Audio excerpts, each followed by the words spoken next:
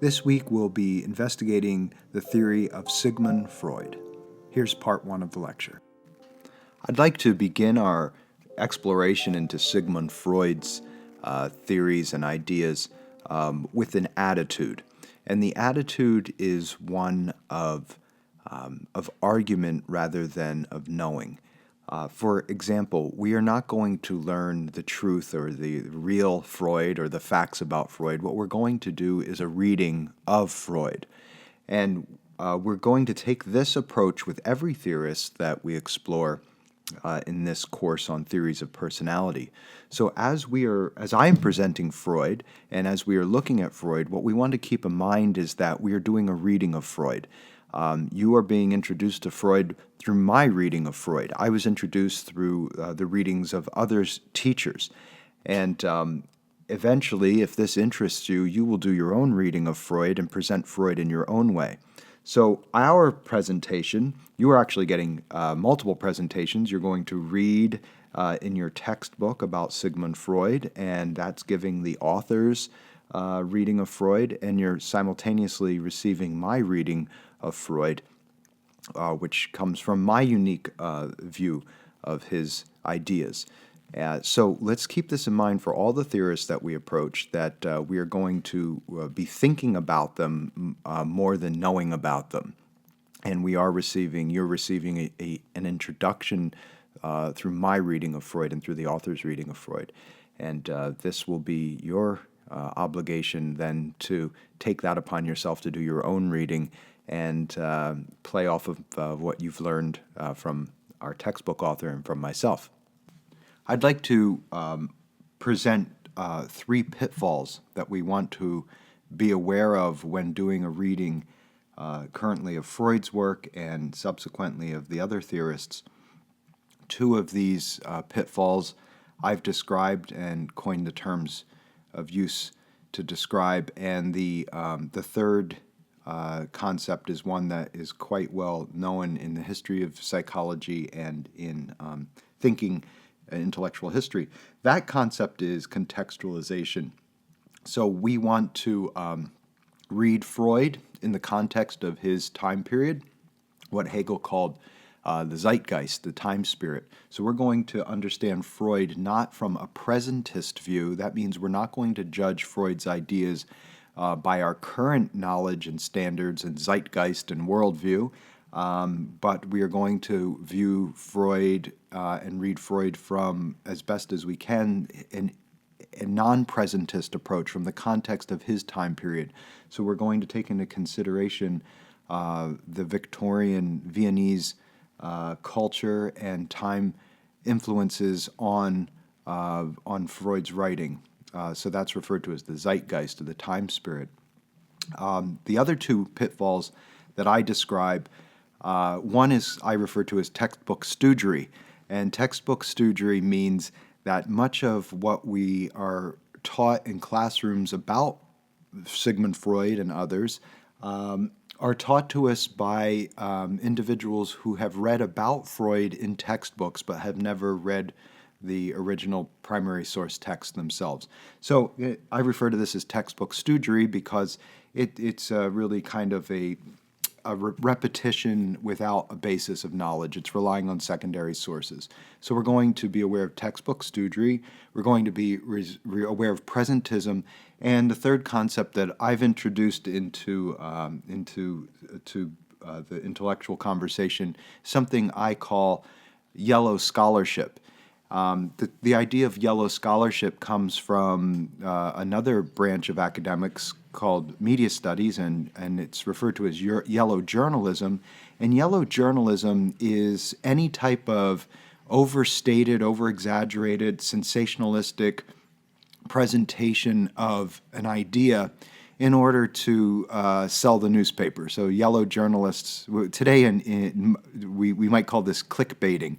Yellow journalists would really hype up the title of a story and maybe take a spin on it that's very sensationalized and hyped up in order to sell the newspaper, to get people to buy this paper to read the story.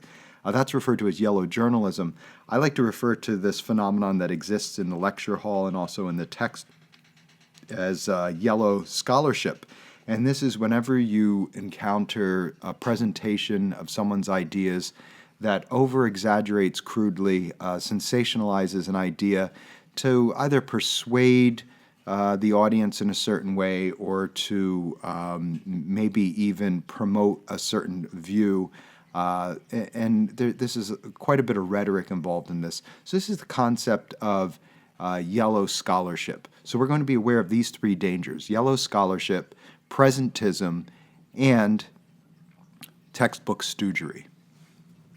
So the term psychoanalysis is the act of analyzing. In psychoanalytic terms, so in the overall theory of psychoanalytic theory, one performs psychoanalysis as the way of gathering information. And the primary source of information is the individual case study. So a psychoanalyst will psychoanalyze an individual, a case study, and gather information and understand that information as it fits into psychoanalytic theory. So this is a deductive method, going from theory informing individual cases. There's usually two players in this, the analyst and the analysand. So the analyst is the one who is doing the analysis, and the analysand is the one who is the patient, the one who's being analyzed. When we speak of psychoanalysis or psychoanalytic theory, we're discussing specifically the classical work of Sigmund Freud. Anything that comes after Freud, in reaction to Freud, is typically referred to as psychodynamic theory. So we today have psychoanalysts, and we also have psychodynamic psychologists. So psychoanalysis and psychoanalytic theory refer directly to Freud's theory, and psychodynamic refers to anything that is in reaction to Freud. Some brief biographical notes regarding Sigmund Freud. Freud was born in 1856 in Moravia, which is now the current Czech Republic. And at the age of 4, his father, who was a wool merchant, moved the entire family to Vienna, Austria in search for work. Freud remained in Vienna for nearly 80 years. Freud's father was 40 when Sigmund was born, and his mother was 20. So his parents had a 20-year difference between them in age. At an early age, Freud reported having hostility towards his perceived authoritarian father, and often felt that his father was somehow inferior to him as he grew older. Sigmund was the apple of his mother's eye. She was very doting, very protective, and this has often been suggested to be the reason why Freud had such a sense of self and such self-confidence. Sigmund Freud wrote, "A man who has been the indisputable favorite of his mother keeps for life the feeling of a conqueror, that confidence of success that often induces real success." And as we'll see, Freud referred to himself as an explorer and as a conqueror. So he really attributed his sense of security and sense of self to the feeling that he was, in fact, the main focus of his mother's life. And we'll see that this plays an important role in his theory of psychoanalysis. From the youngest age, Freud was very intelligent. He was fluent in both German and Hebrew. He studied and mastered Latin, Greek, French, and English, and he taught himself Italian and Spanish. He also was at the head of his class for most of his school years. Most scholars agree that Freud had a lifelong ambition for notoriety and fame, and that he entered into the medical profession not necessarily out of a desire to treat patients, but as a way to do scientific research. And it seems that from the earliest of his professional age, he was interested in finding some major scientific discovery that would that he could make his mark in history with. One of the most important readings of Freud was done by Soloway, who wrote an entire book on how Freud's earliest interest in biology influenced his psychoanalytic theory. So this was an individual who was very attracted to science, very attracted to archaeology and mythology and literature, and the earliest part of his professional career was very much rooted in biological science of medical school. As he was completing medical school, Freud met and fell in love with the woman he would eventually marry, Martha Bernays. And this only heightened Freud's desire to have fame and an adequate source of income. And this really fueled this desire for a scientific discovery and for notoriety and economic vitality. Really shaped Freud's research into what has become known as the cocaine episode. So this is an example of some of the pitfalls that we want to address. There's been a lot of sensationalized discussion of Freud's use of cocaine, and what we would like to do here is offer an historically accurate view of Freud's use of cocaine and his research with it. Cocaine was a substance that was in use in South America, in Incan tribes, and was used as a stimulant, chewing on the coca leaves. And it was eventually brought to Europe and to the United States, and found a variety of uses. It became a very popular additive to certain beverages, certain wines and tonics. And it had two properties. It was a stimulant, gave energy and focus, like any stimulant would give, and even euphoria. And it also had an anesthetic quality to it. So anything that the coca, once refined, anything that came into contact with would become numb. So there were two principal uses for cocaine in the 19th century, as it was becoming popular in pop culture, as well as in the United States it was becoming popular, and that was adding as an additive to drinks, certain wines, and to also use as an anesthetic in surgery, in particular eye surgery.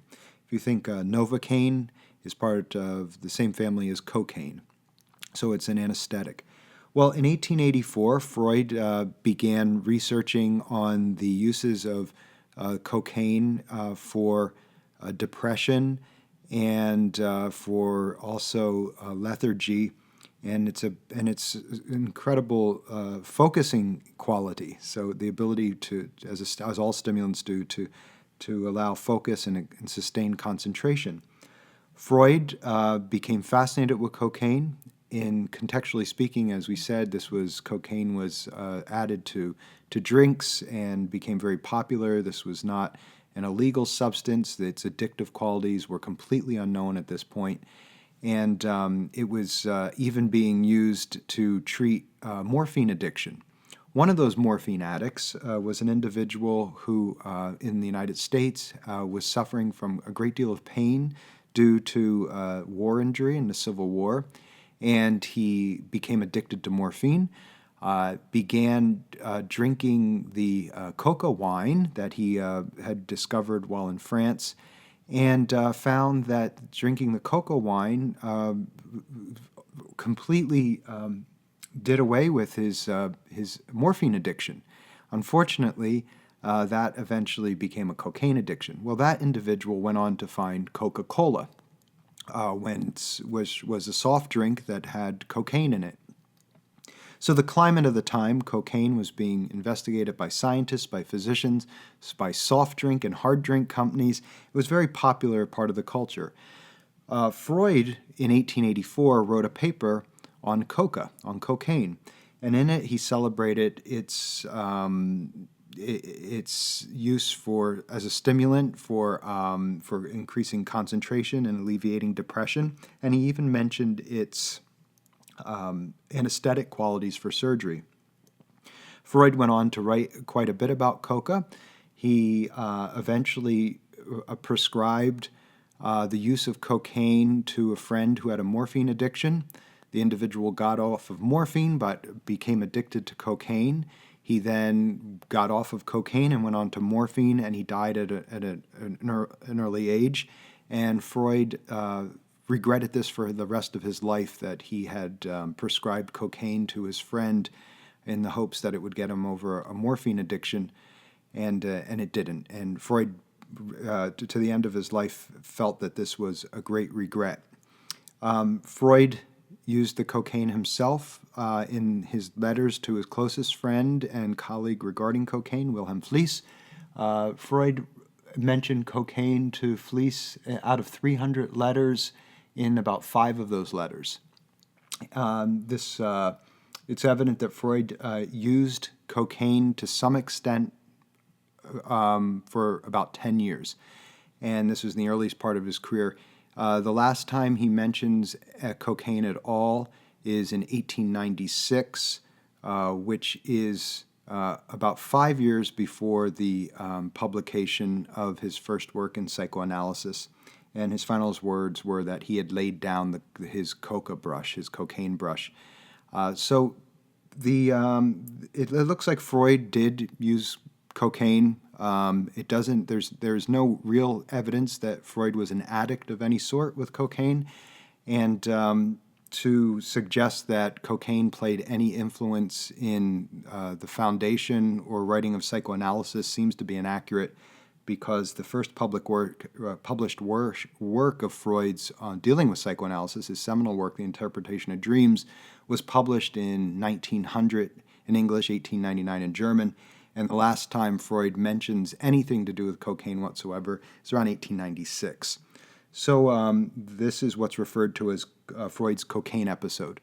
And it's an area of Freudian studies that's very controversial and is also has become ripe with things such as the yellow scholarship, sensationalism, presentism, judging the use of an experimentation with cocaine from current political attitudes, and also the other pitfall that we talked about, which was textbook stoogery, and that is often we will hear individuals present the cocaine episode in a way that is suggested maybe by only reading secondary sources and not reading the original texts and letters of Freud. So in this earliest part of his scientific career, he's looking for a big breakthrough, and he thought that coca was going to be that breakthrough. And it turned out to be one of the regrets of his life. After graduation from medical school, Freud started his private practice as a clinical neurologist, and that's in 1881.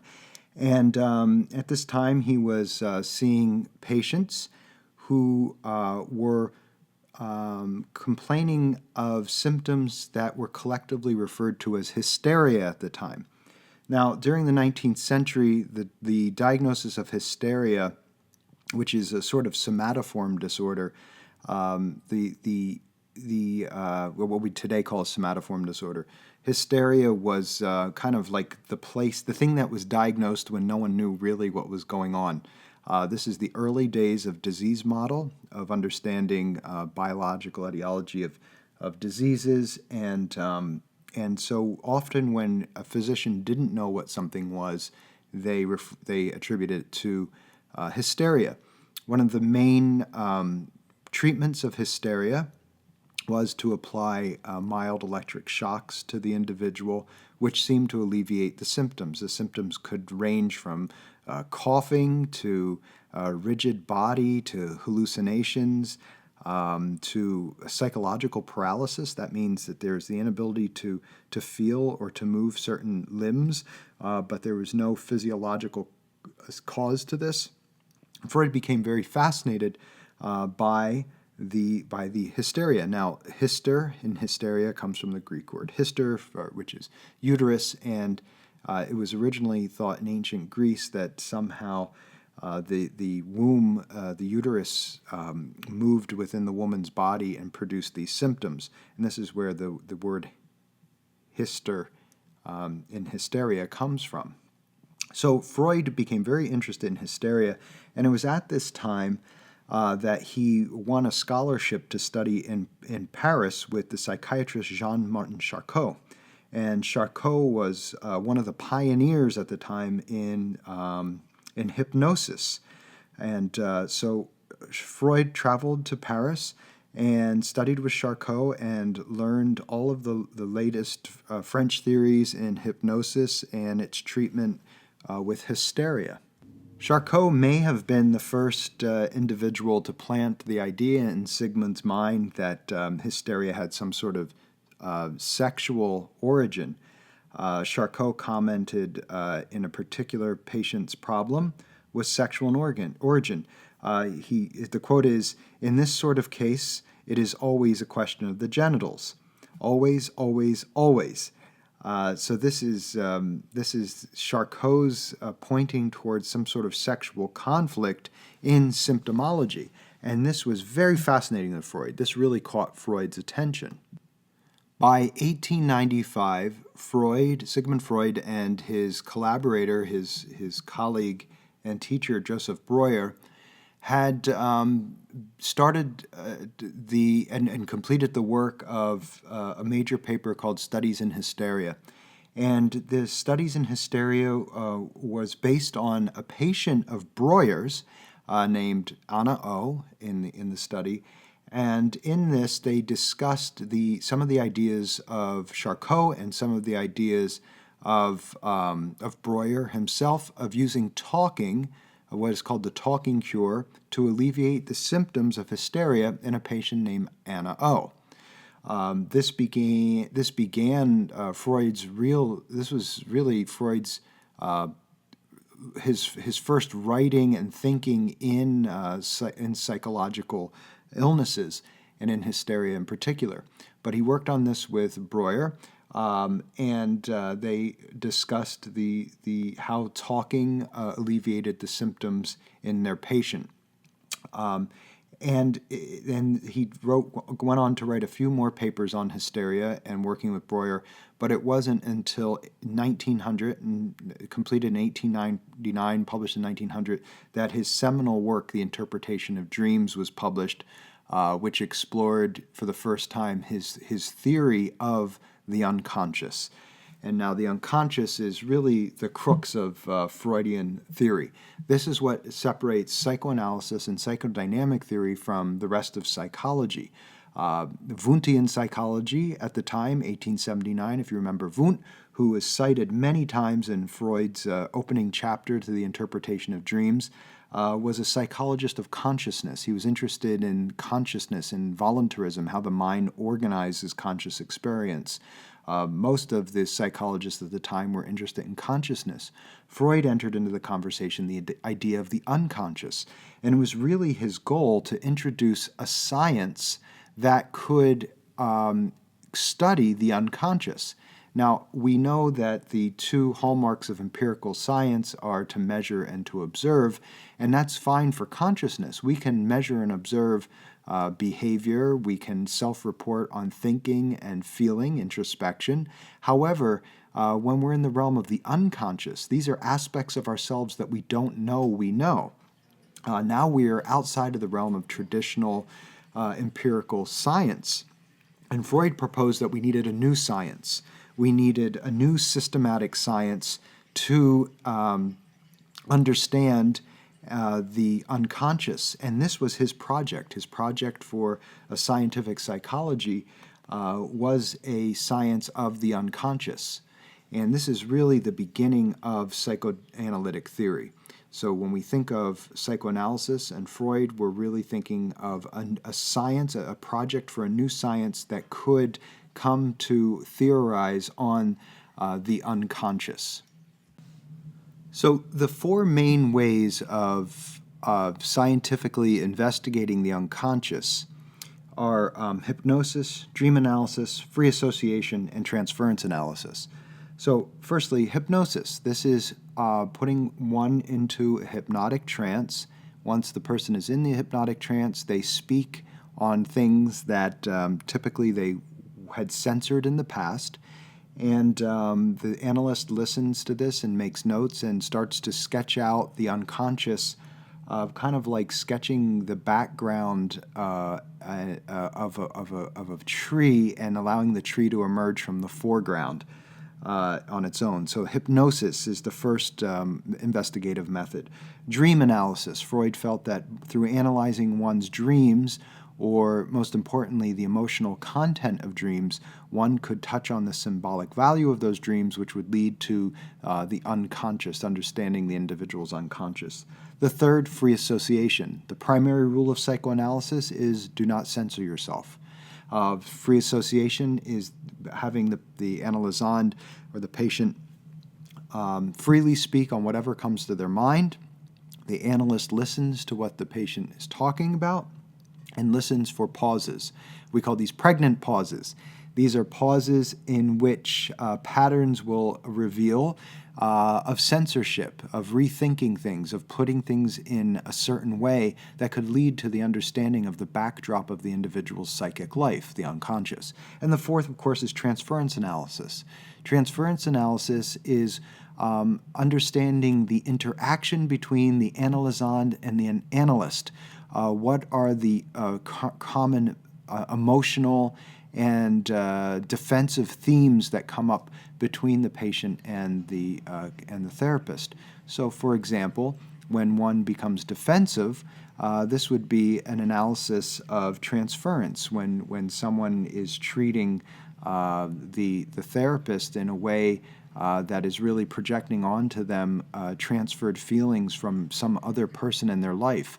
So when the patient begins yelling at the therapist as if it was their father or their mother, this would be a transference analysis. So Freud said that these were the ways to get to understanding, to sketching out an individual's unconscious. Hypnosis, dream interpretation, free association, and transference analysis. Freud saw more and more patients suffering from hysteria.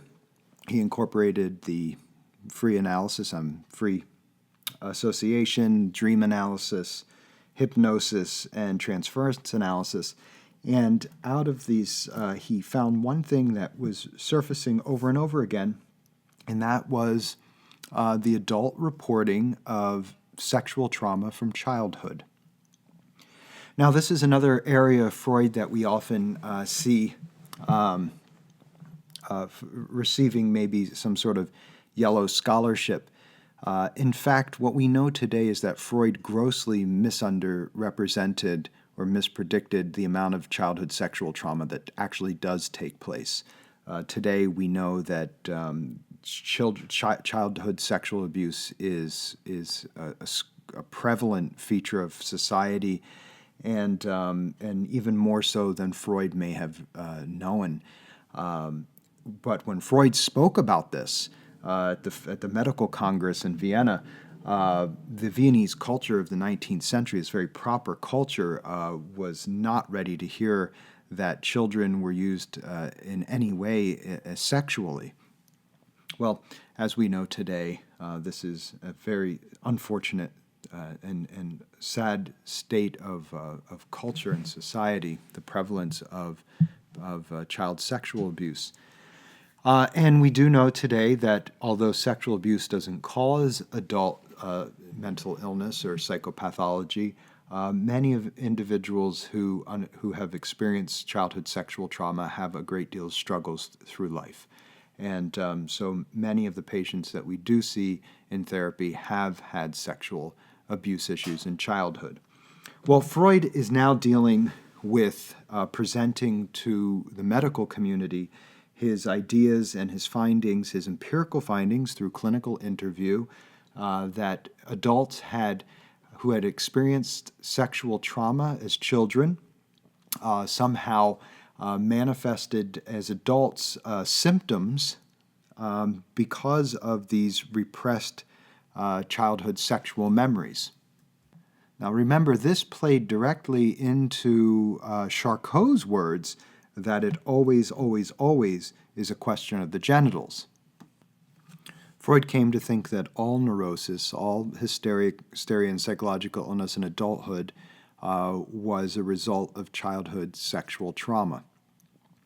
Eventually, Freud replaced this idea with something he called the simple accidental trauma theory, which simply stated that as children, a child started to have certain biological reactions to an adult sitting next to them, perhaps, and not understanding what these sensations were, these naturally occurring biological sensations were, became confused and suppressed them, repressed them, and then as adults re-experienced these as trauma that had never actually taken place.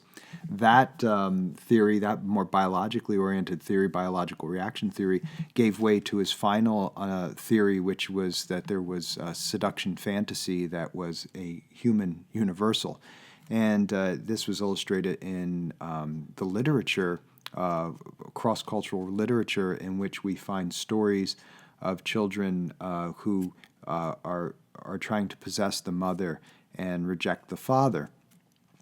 So this was very controversial. Of course, 1905 was it was a seminal year for Freud, as it was for Einstein in his theory of relativity papers.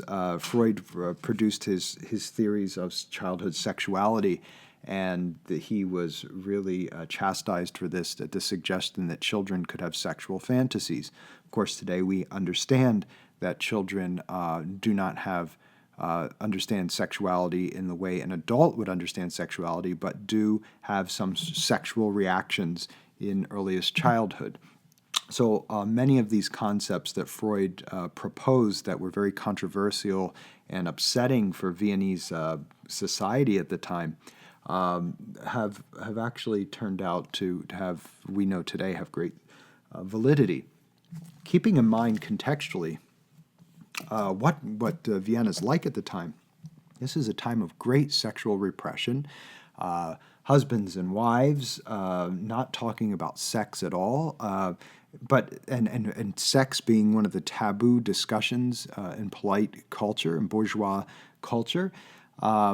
But we have at the same time an epidemic of syphilis and venereal diseases, much of which went diagnosed as hysteria.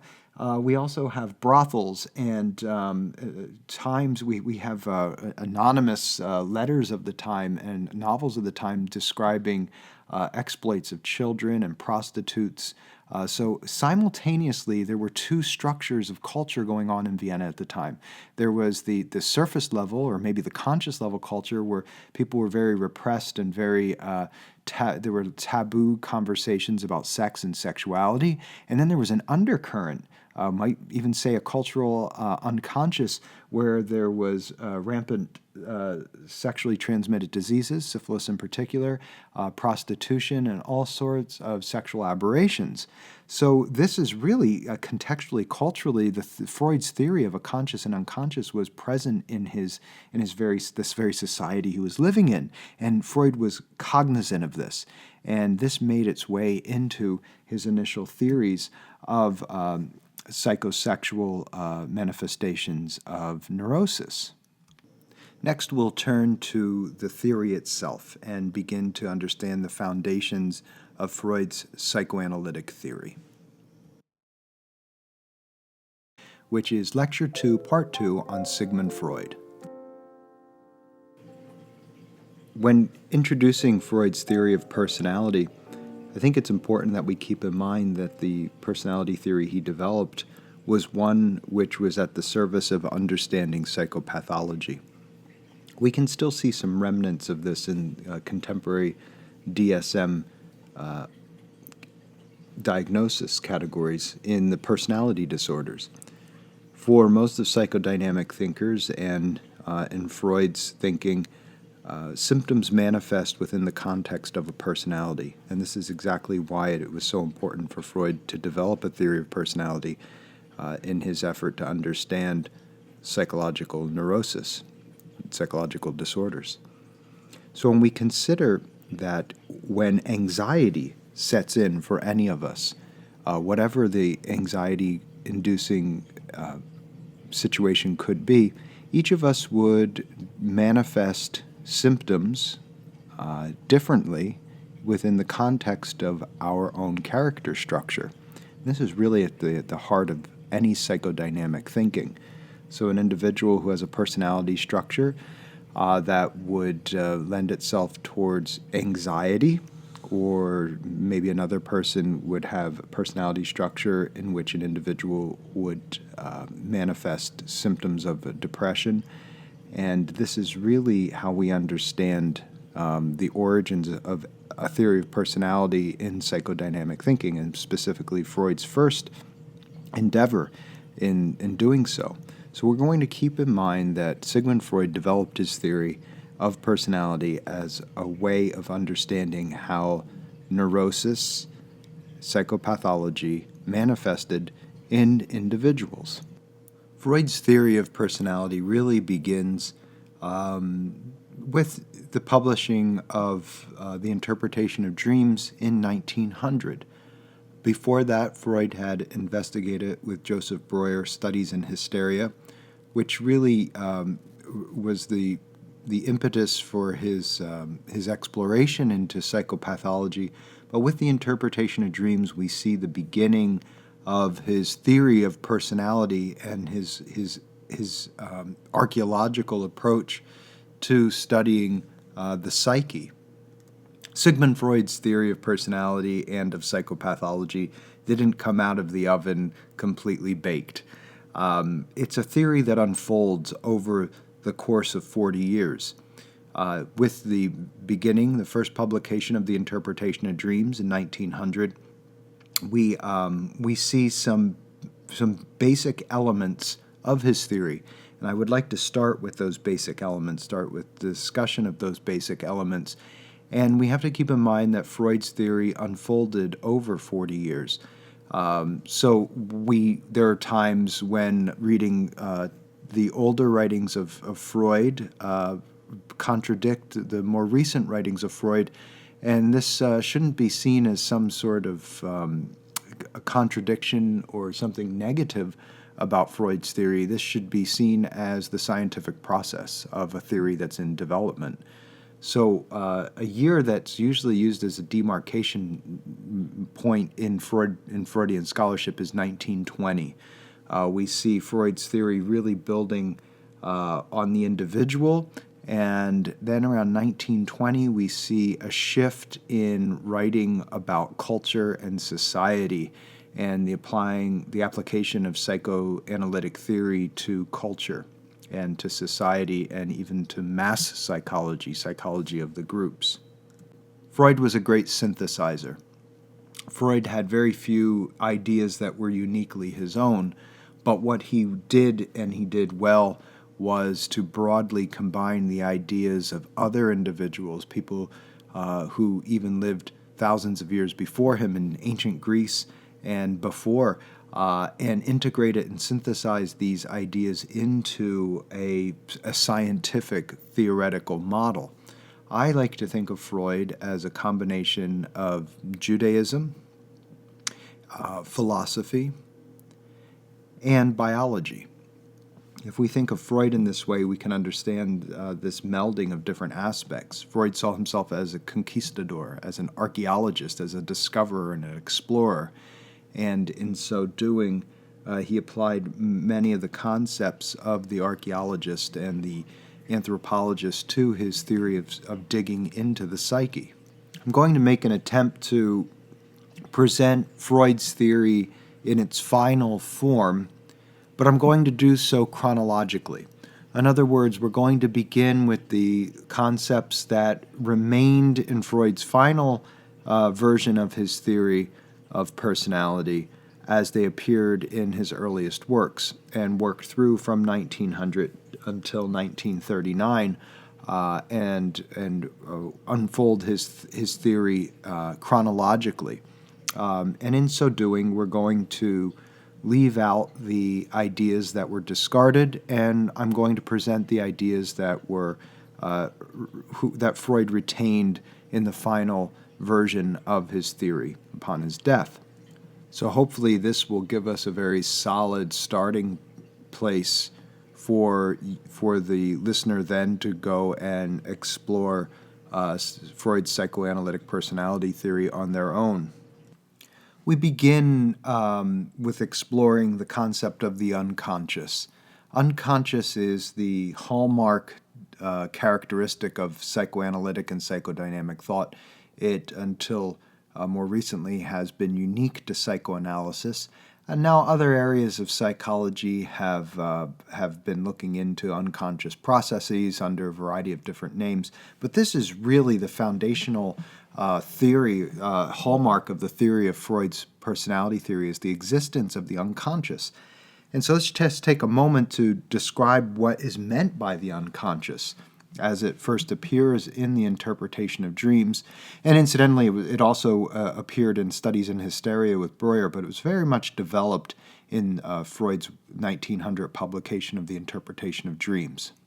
The concept of the unconscious is something that we can find in the philosophy of Arthur Schopenhauer and Friedrich Nietzsche. Both of these philosophers had a great impact on Freud's theory, and it has even been suggested by Freud himself that one should begin with Schopenhauer before studying psychodynamic theory or psychoanalytic theory. But the concept of the unconscious is really the idea that there are certain pressures, certain drives, certain emotional occurrences that originate outside of our conscious awareness. So if Wilhelm Wundt and William James and others described a psychology of consciousness, Freud was really interested in that which was beyond our conscious perception, things that pushed us emotionally and biologically at an unconscious level. So he really made a distinction between the conscious and the unconscious. The conscious is things that we are aware of. The unconscious is aspects of our mental processing, aspects of our emotional lives, of our fantasy lives, things that we are not consciously aware of. And quite possibly at the core of these are what these pressures, these unconscious pressures, are things that that Freud referred to as Trieb. Now, the German word Trieb literally means drives. So drives, you'll also find that this is translated into English as instincts. I prefer drives. Instincts, I think, has a different connotation to it in English, but I want to talk about drives. So you may, in your reading, find instincts, and I want you to be aware that this is identical to what I'm using the term drives for. And just a note on this, now drives are desires. And these desires can ultimately be physical in nature, biological in nature, meaning hunger drive, sex drive, thirst drive are examples. And Freud described in The Interpretation of Dreams that these biological drives manifest as psychological wishes. So a drive of thirst, of hunger, of sex, this desire manifests as a psychological disequilibralization.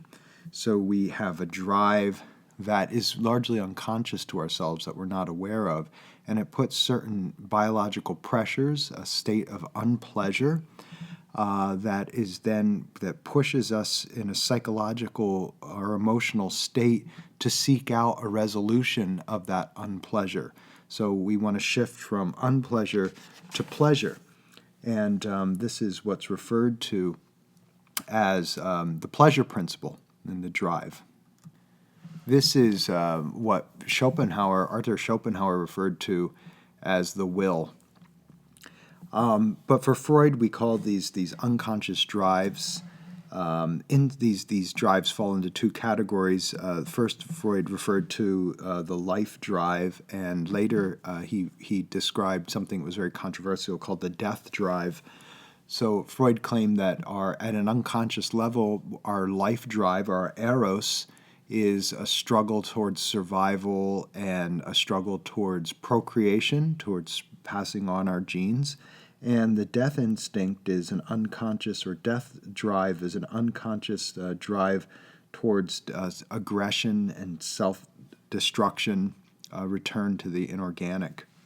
Now, of course, because these are unconscious, we're unaware of these drives, this drive of sexual desire, and maybe this drive of towards death, the thanatos versus the eros, and the aggressive drive, this compulsion to destroy and to conquer and to kill, which in a way has a very inverse, or maybe even a synergistic relationship with the drive towards life. I mean, what we're looking here is the aggressive drive, as the desire to conquer, is simultaneously a desire to destroy and a desire to sustain one's own life. In his earliest writings, Freud saw the psychic, conscious and unconscious system as a closed system that had certain energy, and that energy he referred to as libidinal energy, or libido. And this goes beyond simply libido being used in the common contemporary way as a sexual energy, as libido being a life force, the energy, the angst, the energy that is the form of the combustion engine that gives us the desire to move, to do things, to pursue things. So libido is very much connected to anxiety in a certain way. These are these energies of moving from unpleasure to pleasure that are existent in the earliest moments of birth in the newborn. Later, Freud introduced the concepts of the topography of the psyche, and he made a distinction between different levels of our personality, some of which existed to our conscious awareness and others that existed at an unconscious level. So it's really not until about 1920 that Freud enters into the conversation the idea of what we call in English the id, the ego, and the superego. So this is 20 years after the idea of the conscious and the unconscious. It's with this model of the structure of this, or topography of the psyche, or the structure of personality, that we often see an iceberg associated with this theory. The iceberg sitting in the water representing consciousness above the water surface, unconscious in the deepest level of the surface, and a small area called the preconscious, which is really memories and thinking, retrieval. Some of the things we do in study in cognitive psychology today are what are part of the preconscious. This iceberg model was originated by Gustav Fechner, and Freud mentioned it in a conversation to his biographer, Ernest Jones, but Freud never used the model himself. And it's also important to realize that Freud didn't use the terms id, ego, or superego. These were inserted with the English translation. But we're going to refer to these as id, ego, and superego, which is just standard in English use of the terms. So what we have is at the unconscious and the conscious level, the majority of one's personality, Freud theorized, was unconscious to us. There were things about ourselves that we just didn't know that we know. The largest chunk of this is what Freud referred to as the id. In Latin, id literally means it, the thing. And what I would like you to consider for the id is corresponding to contemporary biological psychology. The id is all about biological drives. It's all about the sustaining of satisfaction of thirst, of hunger, and sexual pleasures. The id is really biological drives. So today, in contemporary terms, biological psychology, genetic predisposition, all these things are really what Freud referred to as the id, the thing. We can also, and the id exists entirely in the unconscious. Just like we're unaware of our genetic pressures, of our biological pressures, of our evolutionary predispositions, what we might call hardwired, we are unaware of these things. Freud said these existed in the unconscious. So this is what we refer to as the id. The id functions on what we refer to as the pleasure principle. And the pleasure principle is the drive of the organism to avoid unpleasure and to exist in a state of homeostasis, of pleasure, or even the lack of unpleasure and contentedness. So it's this constant push and this constant repetition of frustration and satisfaction, and this is what Freud referred to on a social level or personality level as repetition compulsion.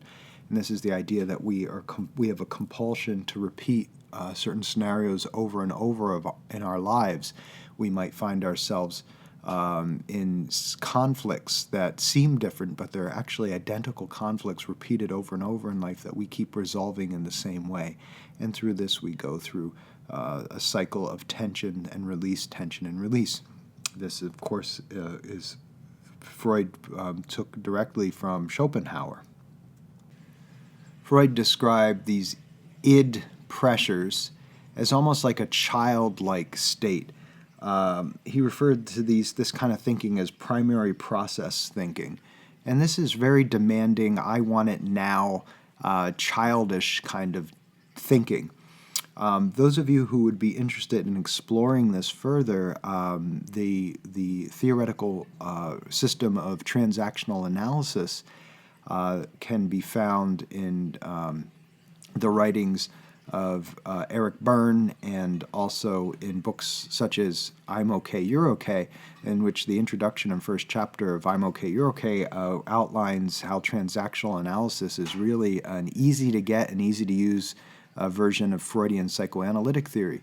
What transactional analysis refers to as the child ego state is identical to Freud's idea of the id. It's a very demanding, I want satisfaction now, impulsive kind of pressures that function on primary process thought. This is very much right now satisfaction, don't worry about the long-term consequences kind of drives. In his 1923 text, The Ego and the Id, Freud describes how the ego, which is Latin for the myself, the I, the me, manifests from the id. So the id is the stuff from which the ego manifests. And what is the ego? What is the I? The I is the what corresponds today possibly to cognitive psychology, to thinking, decision making, to aspects of how decisions are made in one's life. And the ego really exists in what is called the reality principle. The ego is in consciousness. It's what we know of ourselves. It's the me, the I that knows the me. And the reality principle is the ego trying to function within the external environment. So the ego really is caught in between the reality of the external environment and the unconscious biological urges and pressures of the id, of the it. So we have the I and the it and reality.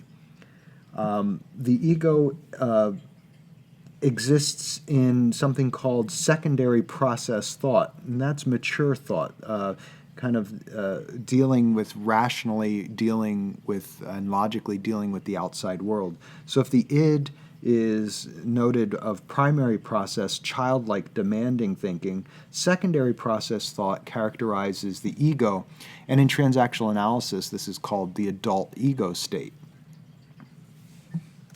So at this point, Freud's really describing a conflict between biological drives and the external reality world, and the ego, which has to maintain a satisfaction between the unconscious drives and the reality of the world. That reality of the world is not the only pressure on the ego. The ego also has to, the individual in their ego, their self, has to manage the pressures of the rules of society, of morality.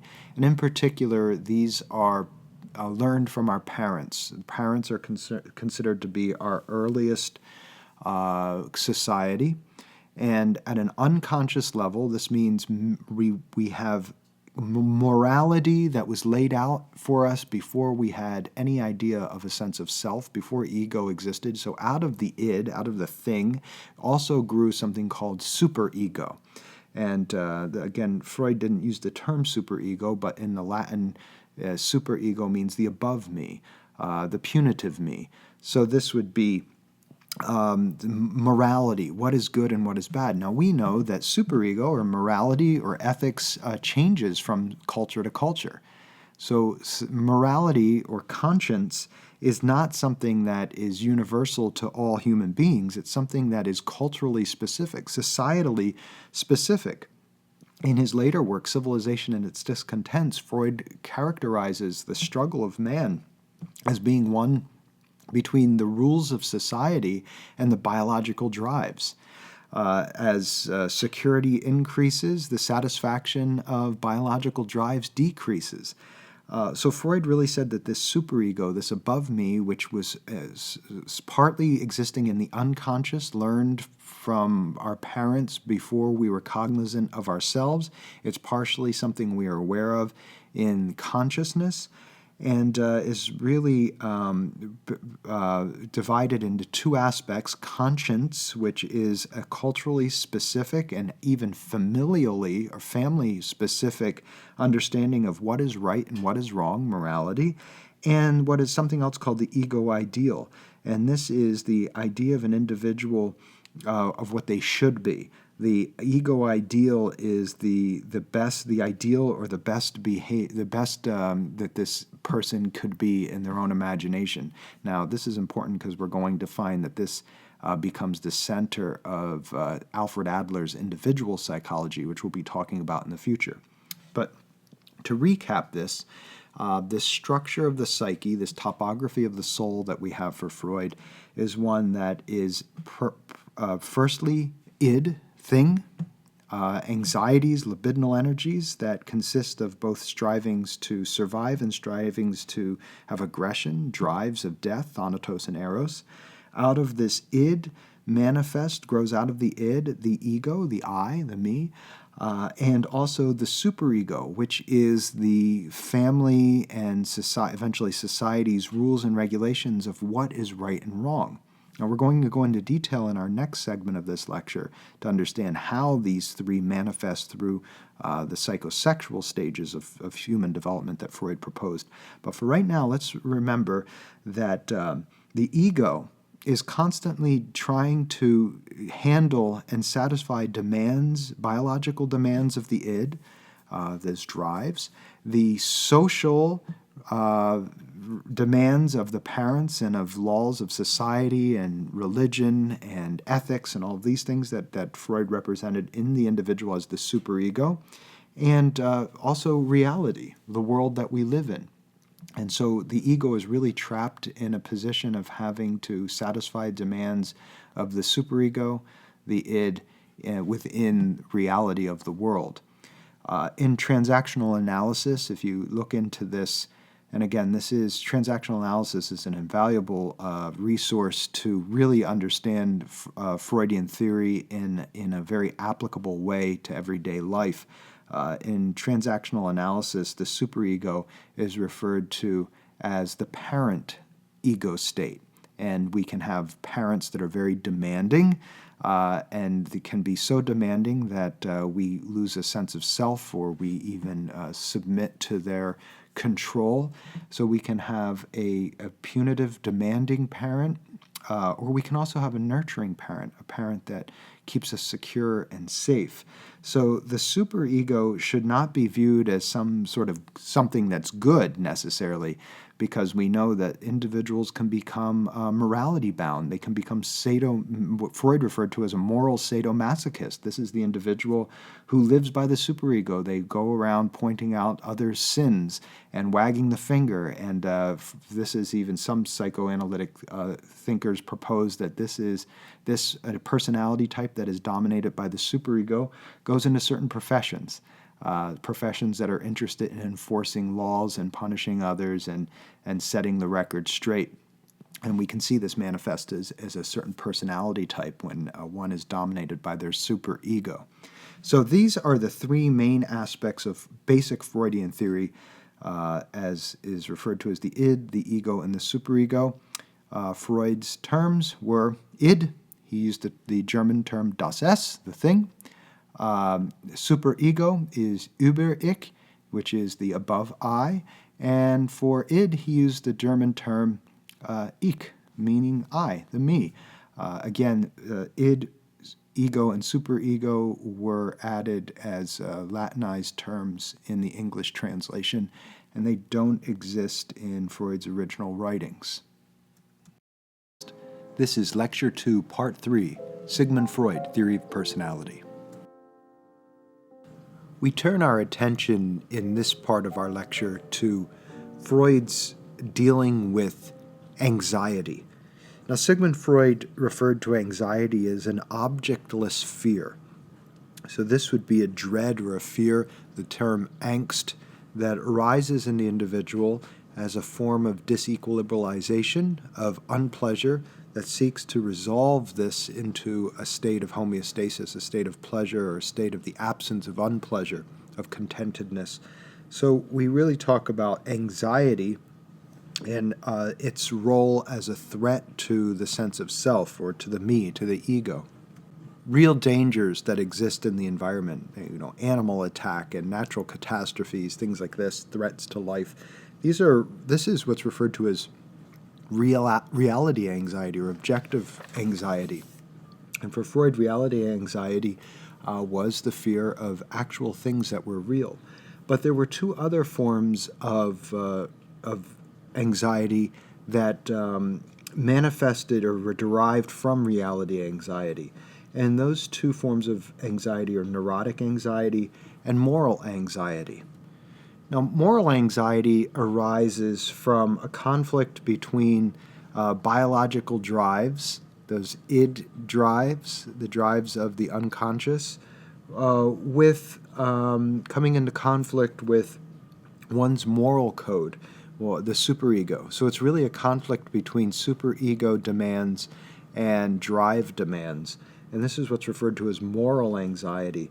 And this manifests in the sensation or the phenomenon of guilt. Guilt is also considered by Freud to be the fear of the loss of love. So when we have the feeling of guilt, Freud said we should ask ourselves, who or what's love do we fear losing? So this idea of shame, guilt, this anxiety that comes out, moral anxiety, is a conflict between drives, unconscious drives, and superego demands. The other form of anxiety, neurotic anxiety, Freud claimed had its roots in childhood, and it was the result of being maybe scolded for expressing id desires. So it really is a conflict between the id and the ego, between the thing, das Es, and the me, the ego, I. And it's an unconscious fear of being punished for impulsively displaying id-dominated behavior. So this is really an unconscious, neurotic fear of expressing one's desire. It's really not a fear of the desire itself. It's a fear of what happens if one expresses that desire. Now, just as Freud used Plato's model of a chariot driver trying to satisfy the demands of a wild lascivious horse and a righteous golden path horse, the chariot driver would represent our ego. The lascivious horse would be our id, aspect of our id, and the self-righteous moral horse would be, or morally preoccupied horse would be the superego. We find this in Plato's Republic. The protection of anxiety that exists for the ego has defenses against these anxieties that arise from demands of the superego and demands of our id. It's difficult to speak of the id and the superego as part of ourselves, and I think this is why Freud used the terms Über ich and das Es. It's the thing and the over parts of ourselves, the punitive parts of ourselves that make demands on us. And this creates the anxiety. And the ego defends against this anxiety. It protects from this anxiety. And this is what we classically call the defense mechanisms. Defense mechanisms are self-preservation attempts. These are the ego's way of preserving a view of itself that is safe and secure, a view of myself that is comfortable for me. And so these defense mechanisms usually distort and deny aspects of reality and aspects of the id and aspects of the superego. It's a way that we preserve our sense of ego integrity. Now, there are 8 such defense mechanisms that Freud described, and we are going to look at each of these 8 and describe them. And these defense mechanisms are typically found to be characteristic of individuals' personality styles, their way of being, their strategy for living. And what we find is that typically we all use each of these 8 in a variety of ways in particular situations, and this is what we describe as personality structure. However, some individuals neurotically use one of these exclusively, and when that happens, we call it a symptom. Now, all of these defense mechanisms function at an unconscious level. So in other words, we're unable to see it in ourselves, but others can see the defense mechanisms that we use quite clearly. And this is exactly why we would go to a psychoanalyst to be analyzed, and that would be for the analyst to describe our characteristic patterns of defense mechanisms. The first defense mechanism I'd like to describe is projection. And I choose this first because Freud claimed that all of the other defense mechanisms served projection. Projection is literally projecting one's unconscious self onto some external object. So projection would be the idea that there are aspects of ourselves that we are incapable of seeing. But when we describe something outside of ourselves, we are necessarily projecting our unconscious backdrop, the unconscious canvas of our worldview, or our Weltanschauung, onto the thing we're looking at. So, for example, if we go to a film and we watch a film, necessarily much of what we describe about that film will be unique to us. So if we come home and describe the film we've seen to a friend, that description will tell more about ourselves, more about what we found important or resonating in that film, than it will about the film itself. The same is true if we look at a work of art, or listen to a piece of music, or read a piece of literature, or, for example, in projective text, using an ink blot or a thematic apperception card.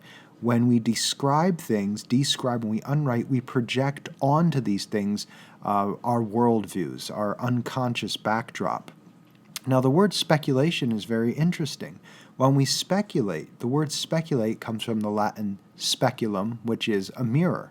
And this has the idea that when we think about something, when we speculate and describe something, what we're actually doing is giving a reflection of ourselves in that thing. So projection is the idea that we see ourselves, unconscious aspects of ourselves, in other things. So we should always be aware of strong opinions and strong emotional content, such as defensiveness, because this, according to psychoanalysis, is an opportunity to learn about aspects of our character that are typically hidden from us. So the way that projection serves to protect our ego is that if we hold a view of ourselves that might be inconsistent with the true nature of ourselves, we tend to become very eager to become morally aggressive and point the finger at those aspects of ourselves we don't want to see in ourselves when they're present in another person. And so that is projection.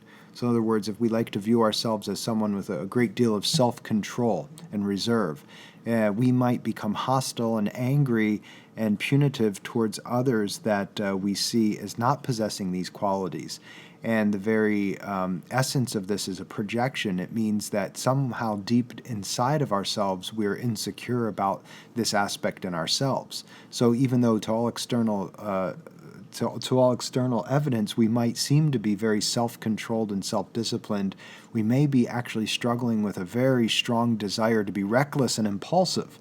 And when we see this recklessness, impulsiveness in another person, we can lash out at it. And in fact, we are attacking ourselves when we do this. Another of the ego defense mechanisms is referred to as reaction formation.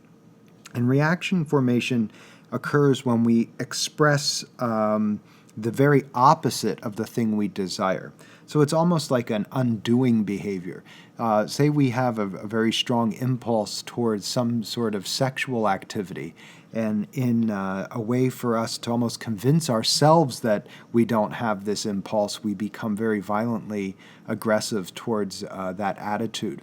A common example is the individual who is a member of the anti-smoking coalition and expresses publicly how bad cigarettes are, but yet we find them participating in cigarette smoking in private and secretive. So this would be a reaction formation. This is the idea that one protests too much. Whenever one is too vigilant to protest too much about something, it's typically a red flag for a psychoanalyst that this is a part of their personality that they are trying to protect themselves from knowing. They're trying to, in fact, undo by overzealously expressing its very opposite. Freud described one of the classic ego defense mechanisms against anxiety-producing material called repression. And repression is when we take something we know and we bury it deep in the unconscious. This is something that is too disturbing for us to come to terms with, so even though we know it, somehow we hide it from ourselves. This was one of the most fascinating aspects of the human endeavor, the idea that we conveniently, selectively remember things that we want to remember and push out of our minds things that we don't want to remember. Of course, the problem with repression is, as Freud pointed out, everything gets in.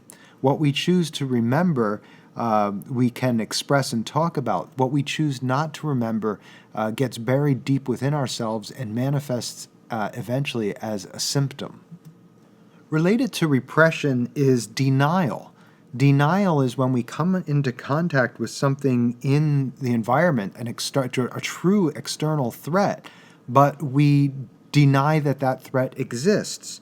So there's something in existence that's truly threatening to our well-being, which produces anxiety, and the way we cope with this is by completely keeping it from our conscious awareness.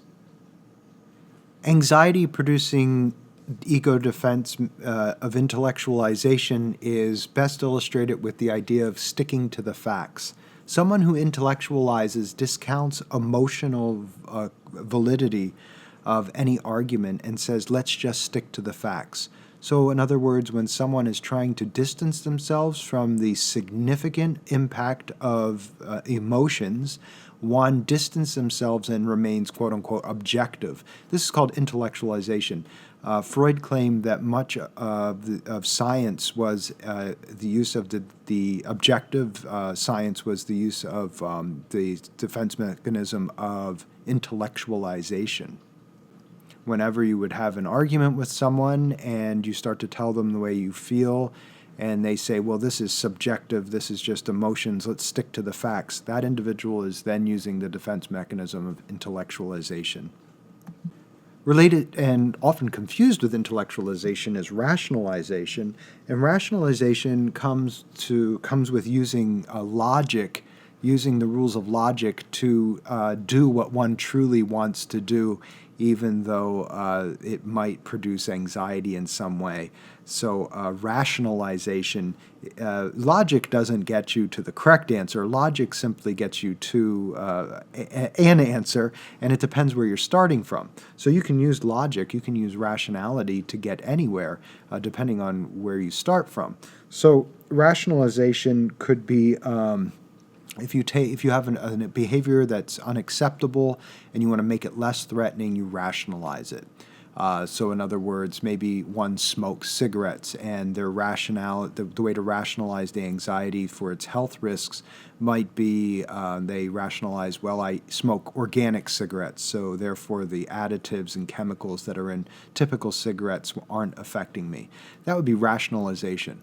I just want to point out that many times people confuse rationalization with intellectualization. Remember, intellectualization is avoiding emotional content.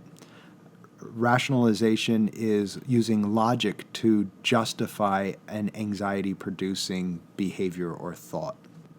Another characteristic personality structure that reduces anxiety from the ego is displacement. And that is the idea that we displace our aggressive tendencies from an object that could be risky or could cause us trouble or more anxiety to one that's safe. So classic example of this is displacing anger towards one's boss onto a family member or a pet. Abusing a pet or another person would be displaced anger from some authority figure in one's life. Displacement can be understood. Bullying could be an understanding of displacement. The child bullies another child. They are typically angrily punishing something in themselves or even a parent that's been abusive to them, but they, of course, cannot lash out against the parent because it could cause great physical harm if they're being abused. So they find someone that is less of a threat to take their anger out on, and this is displacement. Finally, the ego defense mechanism to reduce anxiety that is one of the most fascinating for personality is called sublimation. And sublimation is altering or displacing one's desires, one's forbidden desires, these id desires and drives, onto something that is socially acceptable. So, for example, one who might want to have a destructive desire, an aggressive desire, may seek out a profession in demolitions or in some sort of military occupation where they would be shooting people and things of this nature. This is sublimation is redirecting psychical energies that are threatening into an outlet that is socially acceptable. Now, one final ego defense mechanism that reduces anxiety is regression. And regression will be our segue into understanding Freud's proposal of how personality structure develops. And I'm going to explain regression to you as I am describing the psychosexual stages of personality development. And that is what we will turn to in the next part of this lecture. This is part 4 of Lecture 2 on Sigmund Freud. Although we do understand the unfolding of the psychosexual stages of development as being centered around sexuality, and in particular childhood sexuality, to refer to this as a sex drive is a little misleading. And that's because Freud really used the term sex in a much broader sense than is used in common everyday language. When we talk about sexual drives and erogenous zones, we're really talking about the areas of the body in which the focus at a certain age from shifting from unpleasure to pleasure. And that's really what's meant here by sex in a large sense, a shifting of unpleasure to pleasure.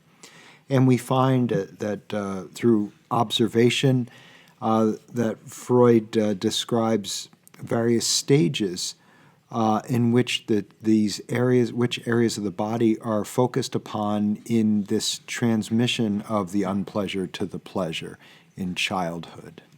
Most of Freud's writing on psychosexual development occurs in his 1905 Three Essays in Sexuality, his 1926 Inhibition, Symptoms, and Anxiety, and his 1909 lecture, 5 Introductory Lectures to Psychoanalysis, which he delivered at Clark University here in the United States. So we have to understand that when the infant is born, the newborn is a bundle of libidinal energy. It's a bundle of anxieties, of unpleasures, and it's seeking to shift to a homeostatic state of pleasure, of at least the absence of unpleasure. And how does the newborn do this? When the first year of life, how does the infant do this? Well, primarily through the mouth, through crying and through feeding. This is what is referred to as Freud as the erogenous zone, the activity that is taken to shift from a state of unpleasure to a state of pleasure is either through feeding. So feeding relieves anxiety, as does crying and screaming relieve anxiety. So in adulthood, we can relate to this if we eat out of anxiety. Anxiety eating is a squelching of anxiety, a reduction of anxiety through eating, through incorporating. Whereas crying oneself to sleep is another form of energy release, of anxiety release through crying, through screaming, etc. So we do, in fact, retain these abilities in adulthood, but for the infant in the first year of life, Freud points out the entire area of the body in which anxieties are regulated is through the mouth, in his opinion. This is either through taking in or through pushing out.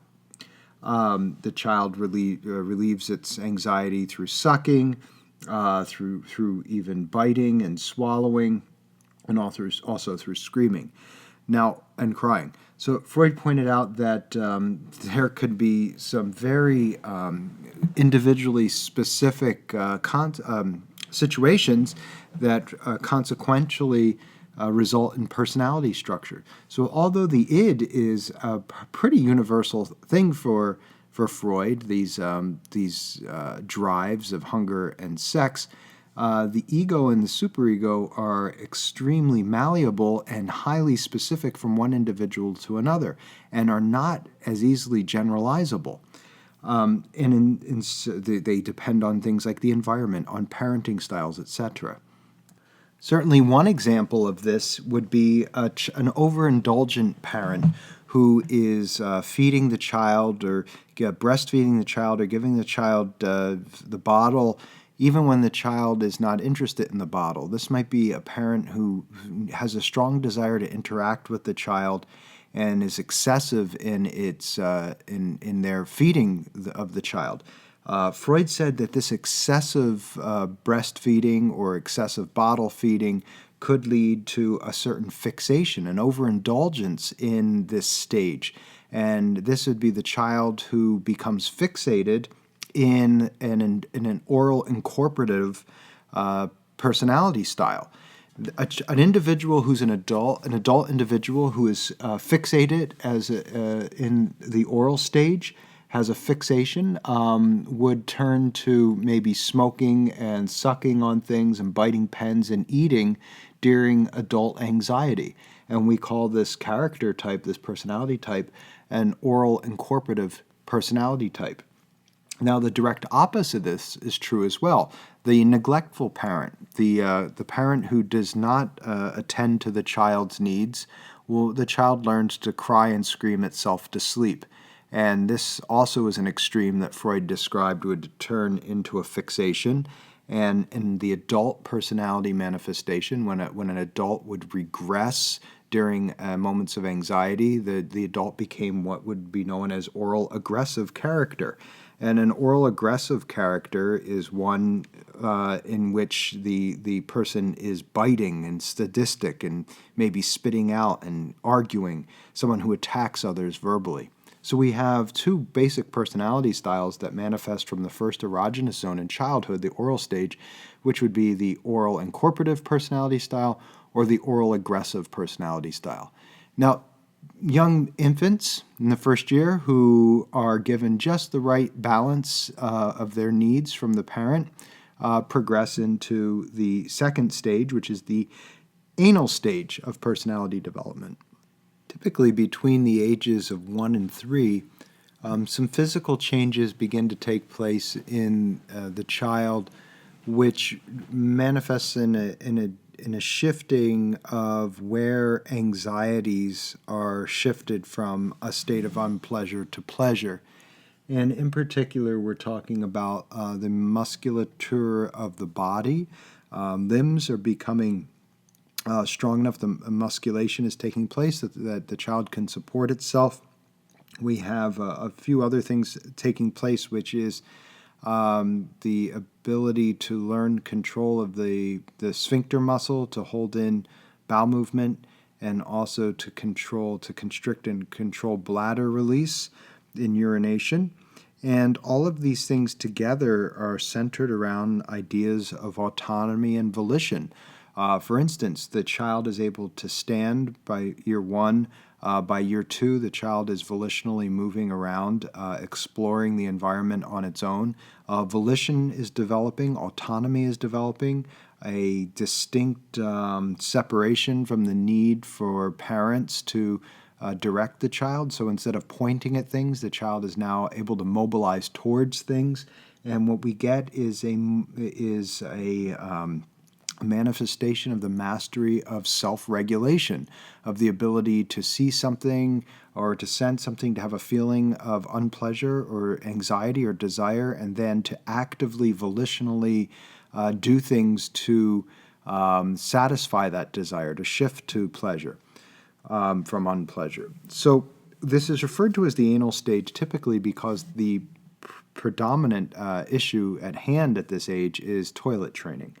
And this really, for Freud, is when the child is, the superego is manifesting for the first time. The child's learning morality, and what is the basis of morality is pooping and peeing at the correct place in the correct time.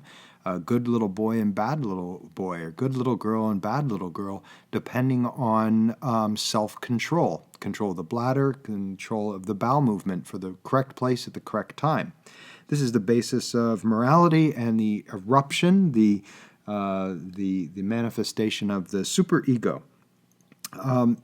We also find that there can be two contrasted, dramatic approaches to the potty training. One would be a very liberal potty training, where the child is able to relieve itself any place and any time.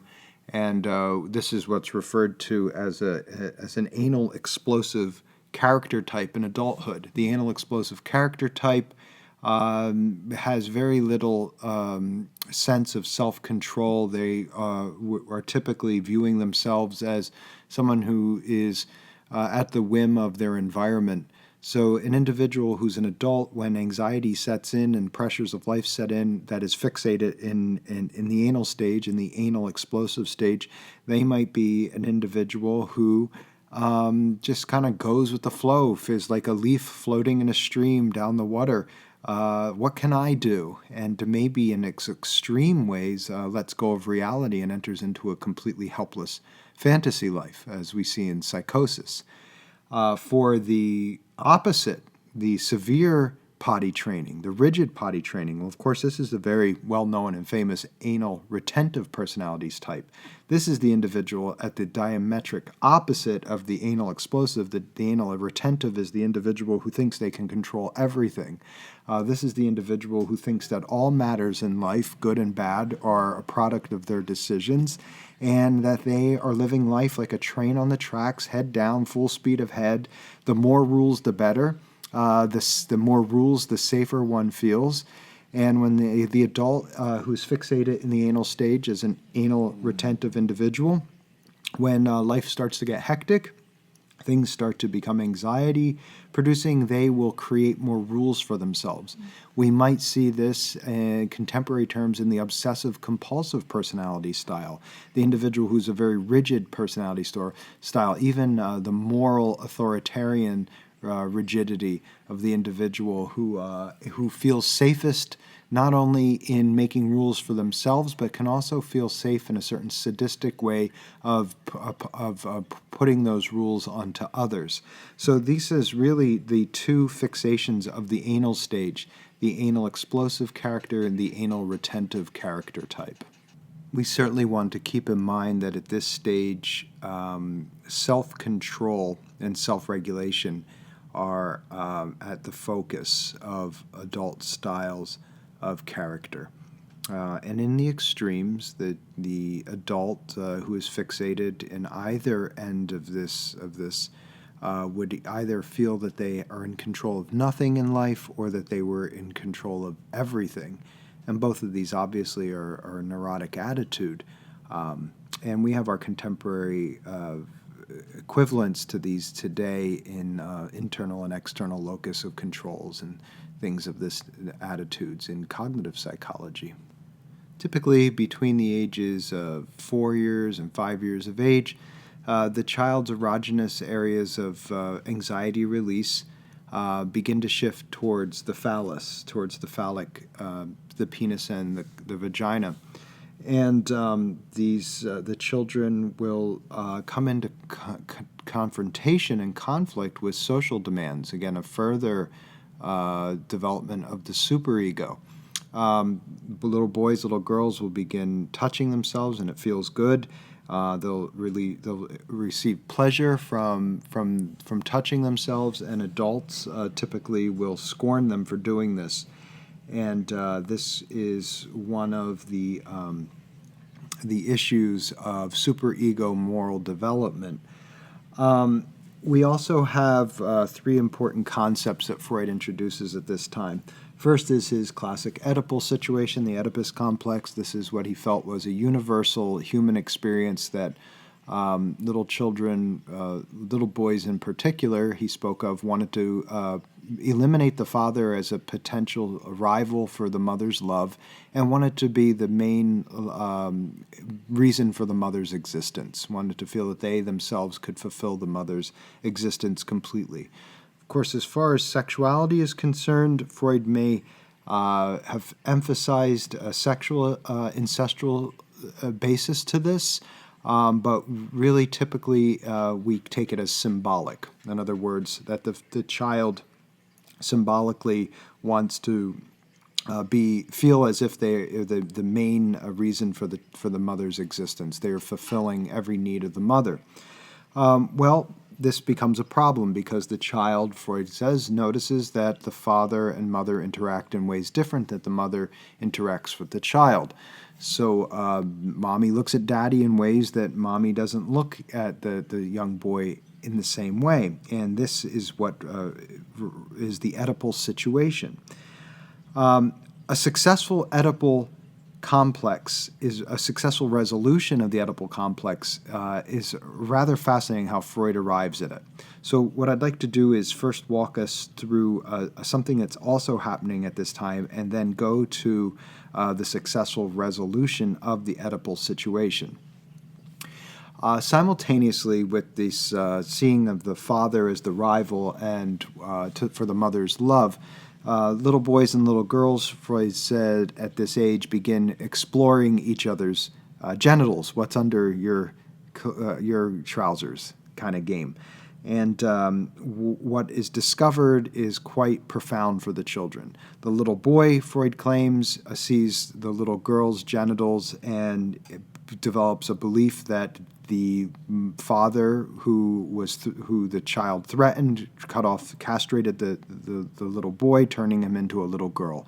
And this is what Freud called castration anxiety. Forevermore, the little boy fears that if he rebels against his father, keeps pushing his father away in order to possess the mother, the father will chop off his penis, castrate him, and make him into a little girl. Freud said that the little girl in exchange looks and sees the little boy's penis and for the first time feels a sense of inferiority, wondering, where is mine? All I have is the absence of the phallus, of the penis. Now, Freud makes a very interesting move here. He says that women, for the rest of their lives, seek to possess a penis of their own, and that little boys are called into the confrontation with their Oedipal situation. We can take this symbolically. Contemporary feminism has and post-feminism has spoken at a great deal about phallocentrism, and this begins with a psychoanalyst named Jacques Lacan, who introduced the idea that we do, of course, live in a phallocentric culture, a male-dominated culture. And if we take this in terms of symbolic use of power, that men are fearing the loss of power and women are seeking to gain the power, on a sociological level, it makes perfect sense. But this takes us to the question of whether or not we can leave the actual biological sense that Freud has proposed for us, like Lacan did. So we can, more contemporary psychoanalysts and psychodynamic thinkers, Jacques Lacan is not someone that we're studying in this personality theory course, but it's someone that you may want to look into. And Erik Erikson, who we will be looking into, is one who developed this idea of the symbolic value of the phallus as symbol of power. So how is the Oedipal situation resolved? Well, the little boy, realizing that if he keeps challenging the father, he might be castrated, decides that there's a safer bet to conquer the father, and that is to become like him. The more he becomes like the father, the more the mother will like him, and the less of a threat the father will be to him. And this is what Freud referred to as the identification with aggressor. Identification with aggressor is the way forward in surpassing the Oedipal situation. It is becoming that thing which threatens us most in order to master the threat. And Freud said that's what a successful Oedipal situation is. The little boy begins to dress like daddy, act like daddy, idolize daddy, and this is a way of mastering the fear of castration from the father. And the unsuccessful Oedipal situation is one in which the child remains poorly integrated with the father, resentful of the father is resentful towards the son, the child and father each see each other as competitors for the mother's love, and in adulthood the son has come to replace the living father in the mother's life. And that would be an unresolved Oedipal situation. So this brings us to a discussion of what a fixation in the phallic stage looks like in adulthood. And Freud said that an individual who is fixated in phallic stage, an adult phallic personality, would be someone who uses other human beings as a means to an end rather than an end in themselves. So in other words, someone who uses others as masturbatory tools, physical objects. These are organs without persons behind them. So this is the individual who has sex in a way that Erik Erikson described as genital combat, can only see other humans and other people as a way of satisfying their own narcissistic sexual needs. This would not be mature, healthful lovemaking that is made distinct by the genital stage. The genital stage, the final stage of psychosexual development, is nothing to do with genitals. It has everything to do with generativity, with the ability of generating offspring, generating love, and generating some sort of contribution to society as a whole. This is where Freud claims we master in the genital stage, the ability to generate. An individual who has successfully completed and integrated in the genital stage makes love.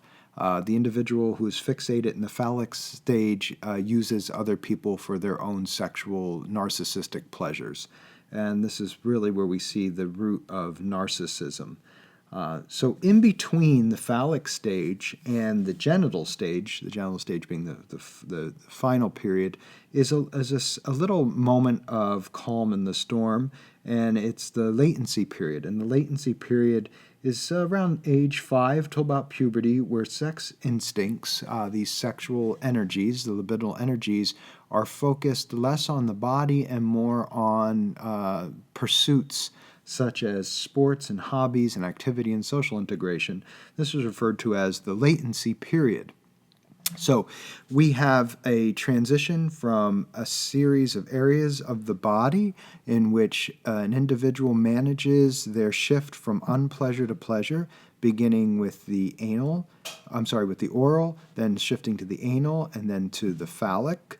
Then there is a latency, and then finally the genital. And once someone is in the genital stage and has completed this in puberty, they are able to produce children of their own. They're able to love in a non-narcissistic way, focusing on generating love and also working and generating contributions to society as a whole. Hi everyone, welcome to our first week in exploring psychoanalytic and psychodynamic psychology of religion. And of course, we begin with our first exploration into the classic theory of Sigmund Freud.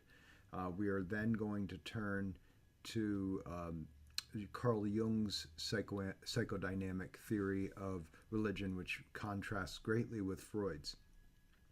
A few remarks to begin. We're going to be looking at 4 major books of Freud's. They are all from the middle to later times of his life.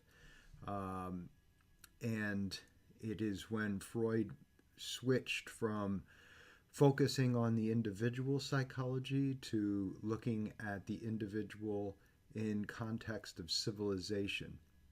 So there are earlier papers in which Freud discusses religion, and maybe the most famous is his 1907 text, Obsessive Acts and Religious Practices. And this is where he first outlines the similarities between obsessive neurosis, what today in DSM language we call obsessive compulsive personality disorder, or also some aspects of obsessive compulsive disorder, and showing how there's similarities between acts, say, of prayer and obsessions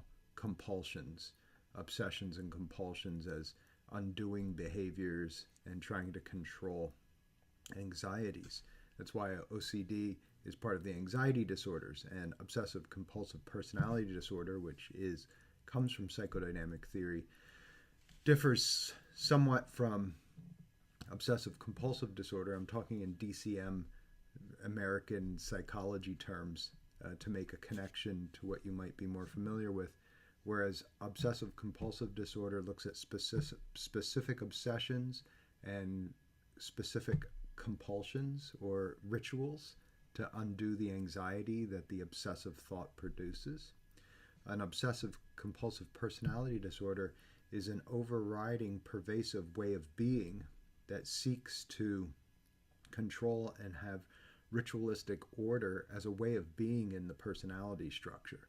So it's not something specific, it's just a way of being. It's a constant personality characteristic of creating rules and rituals in order to have a sense of security in one's environment. So this first paper, 1907, Obsessive Acts and Religious Practices, all of these texts are found for free online if you look for them. The second big book, and it's the chapter 2 is dedicated to understanding this book.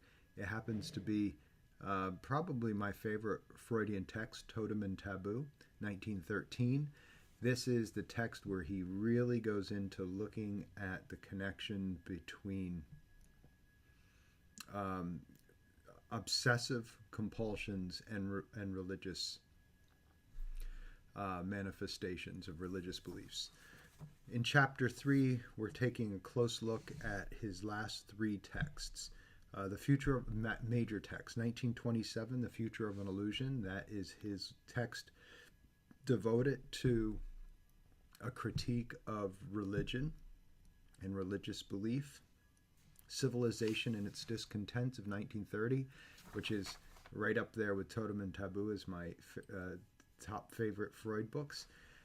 Civilization and Its Discontents looks at the struggles between the individual's biology, desires, what we today might call biological impulses, drives, and social pressures, what today we'd call social psychology, the social pressures. And finally, the 4th book that Freud looks at, or that we look at and Freud looks at within religion, is Moses and Monotheism. And this is his 1939 text. He died in 1939, incidentally. And this text looks at the specific psychology of monotheistic Hebrewic tradition, Judeo-Christian Islamic tradition of monotheism, one God. And of course, this has particular, he describes how this has particular impact on the psychology of being, on one's personality, looking at monotheistic religious belief as opposed to polytheistic, multiple gods. So we're going to, chapter 1, the introduction, is a general overview of Freudian theory, and I provided you with my lectures that I've recorded, audio lectures that I've recorded and I've been providing for Theories of Personality course for many years, and I think they're solid lectures. I want to keep this video brief, and I would also like to impress upon you something. I've been studying psychoanalytic theory. I've been studying Freud for 20 years. It was the focus of my master's degree. Psychoanalytic theory, I studied in depth Freud, Adler, Jung, and Wilhelm Reich in my master's degree. I pursued a master's degree specifically in psychodynamic theory. I've found absolutely incredible insights in psychodynamic theory. I want you to keep in mind that you are reading theory. What is a theory? A theory, in the words of Socrates via Plato, is a useful fiction. It's not real.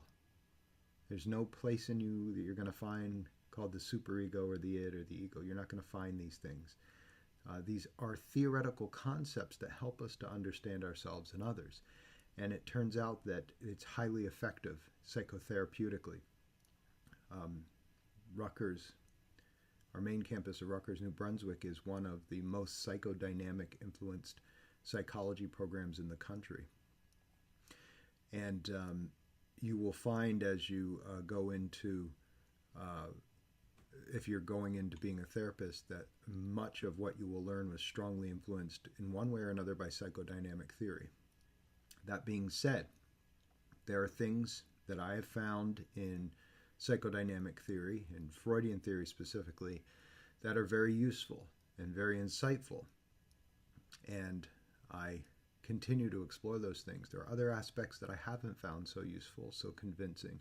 There's a lot of Freud that's very useful. And there's also a lot of Freud that I can't find convincing. And so, like any mature thinker, what you're going to do is take that which you find interesting and explore it, and that which you don't find interesting or convincing, leave behind. You're never going to find complete agreement with any one theorist. If you're doing that, you're not thinking. So, as you approach Freud, what I don't think we can get into a serious discussion of his religious understandings of religion until you understand his personality theory. So take this week to watch the video through the Rutgers Library, The Young Dr. Freud. It's the best documentary, and it's filled with many now deceased psychoanalysts who really knew their stuff. So this is a video I carefully selected that's going to appropriately and responsibly present Freud's ideas to you. I do my best to present my reading of Freud to you in my audio lectures. And this book is, wow, I've learned so much from this book. This is now, I think, the fourth time I'm reading it. And it really is a great book. I wish I would have had this when I was starting out with Freud. It's difficult sometimes to start out with the primary source texts. When I started out with Freud, I began with reading the actual Freudian texts. This book goes through and takes out the juicy bits of the texts and condenses it down into those two to three chapters. So really take your time and read this, and you have to read. This is not easy reading. You have to read.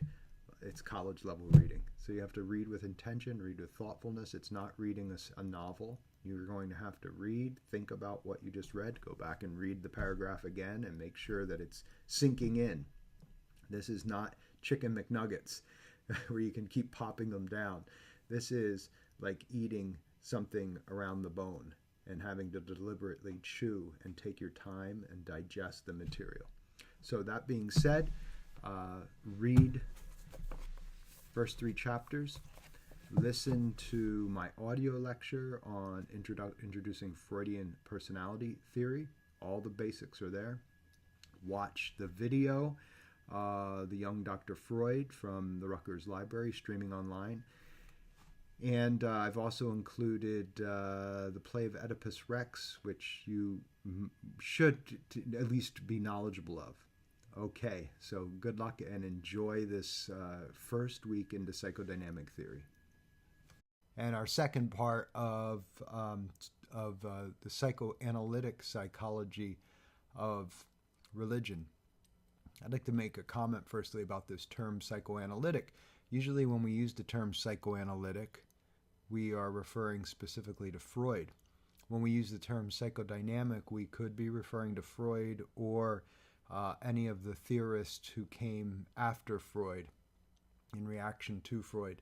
So, for example, Carl Jung, who will be starting in our next section, referred to himself not as a psychoanalyst, but as an analytic psychologist. And that's to make his psychodynamic theory distinct from psychoanalysis. So psychoanalysis in its classic form, and there are still individuals who train and practice in classic Freudian psychoanalysis. In this type of therapy, this type of psychoanalysis, analysis is different than therapy, incidentally. Therapy is the idea that you have some kind of issue that you're going to work through. You're getting therapy. Psychoanalysis is getting to know yourself better. It's an entirely different outlook. Now, you can have psychodynamic psychotherapy, so you can use the concepts that you're learning about, say in this class, the defense mechanisms, Freudian concepts of repression, Oedipal strivings, things like this. You can use these to alleviate symptoms. You can use these in a psychotherapeutic way. However, mostly with psychoanalysis in this day and age is about getting to know yourself better and analysis of the psyche, psychoanalysis or psyche analysis. It's usually concentrated mostly in large cities. I think New York City has at least 5 or 6 major psychoanalytic institutes. So these are institutes that range anywhere from a classical Freudian perspective, like you're learning here, to Jungian perspective, to Adlerian, to the work of Karen Horney, Alfred Adler, Reichian analysis. There are many different types of psychodynamic theories.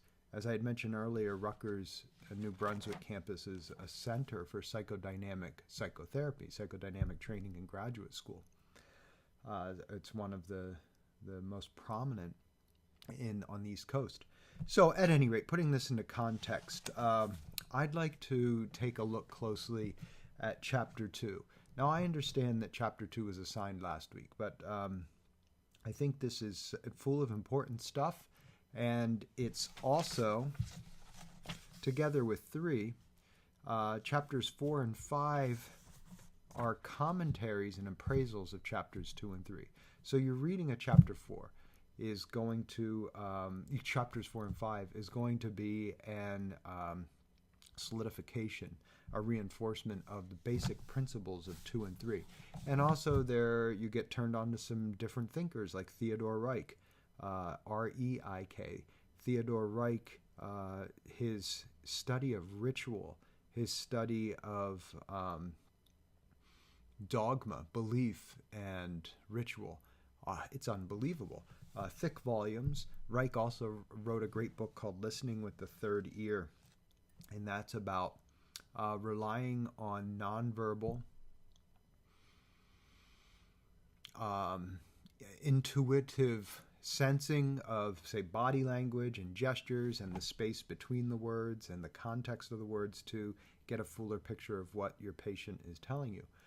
This brings up a word, patient. In psychoanalysis, patient doesn't refer to someone who is sick.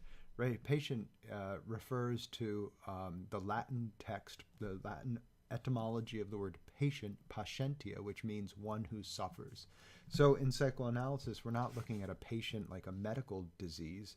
That's not what psychoanalysis is all about. We're looking at a patient as one who suffers. It's been my experience that there are many people who are teaching basic Freudian theory who probably have never read Freud. And that's always probably good to keep in mind whenever you have a class and a professor. Take the time to read for yourself, not just the textbook, but primary source materials. This book is loaded with primary source quotes, and it's very good. But there's nothing stopping you from going to the library or going online and getting all these texts are available full text online if you look for them in PDF form, and read it yourself and come to a conclusion not based on what I say or what some other professor says or what some author says. Think for yourself. So that being said, I want to take a closer look at 2, especially since I'm giving you an assignment that is going to ask you to really process this material. This book, Totem and Taboo, from 1913. It is one of my favorite texts of Freud's. It's absolutely fascinating. I'll never forget the first time I read it and seeing these insights, as I had mentioned in our last discussion, seeing these insights between the rituals of certain primal cultures and the rituals of what we today call obsessive-compulsive personality or obsessive-compulsive disorder. In psychoanalysis, it's called obsessive-compulsive neurosis. This term neurosis is a good one to discuss. You hear of psychosis and neurosis. Psychosis is mostly in the lingo of psychoanalysis, psychodynamic theory, and psychotherapy, clinical psychology. Psychosis typically is referring to delusions and hallucinations. So beliefs that are in conflict with reality. I'm laughing, of course, because we're hitting on something interesting. We just discussed Bruce Lipton's book, The Biology of Belief, and we understand how, through the German idealist philosophy, how perception shapes reality.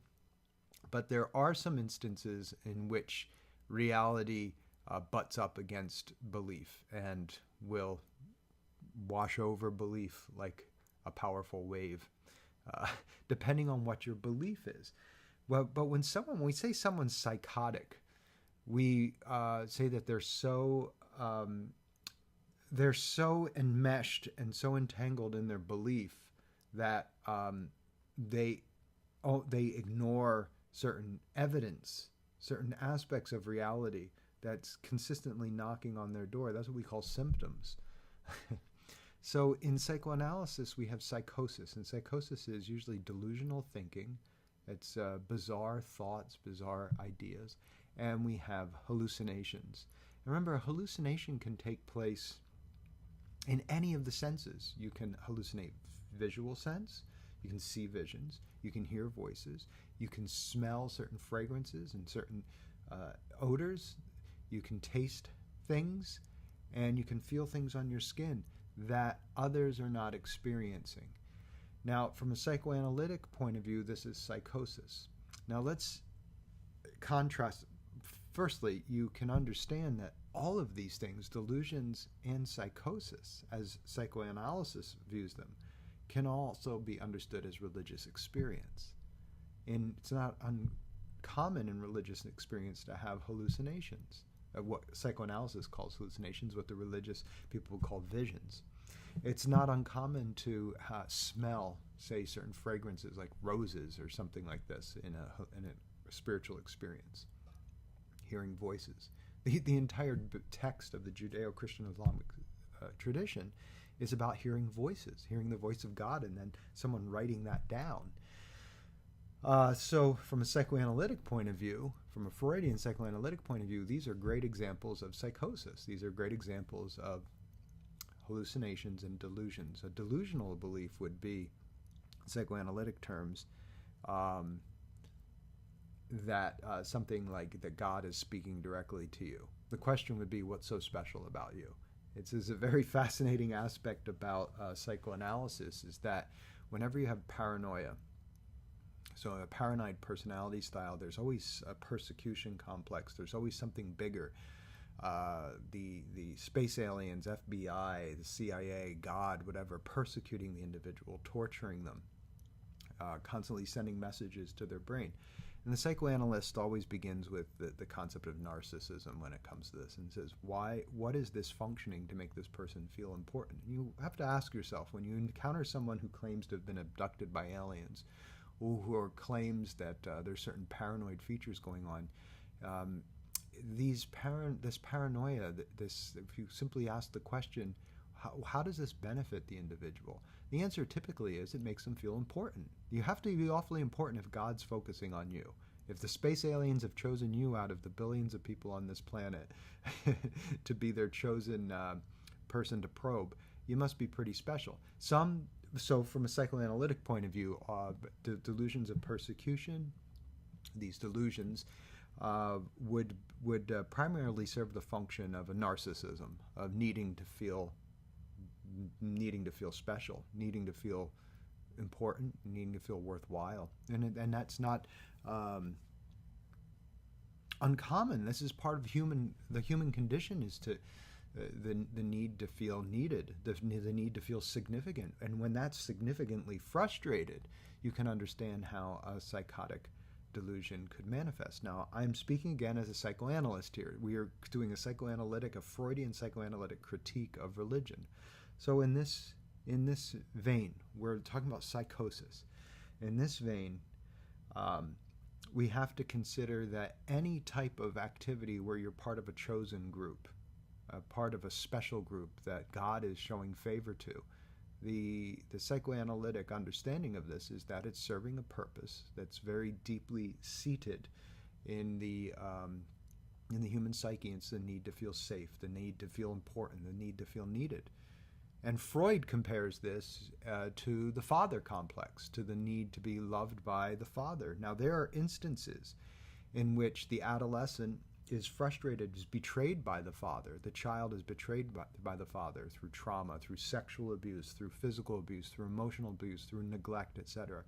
And in so doing, a very complicated relationship can form where the unfinished business, the childhood need for the all-good protective father is not satisfied, and that is frustrated and carries through into adulthood. And in this, we see individuals, Freud shows us, that tend to get into relationships with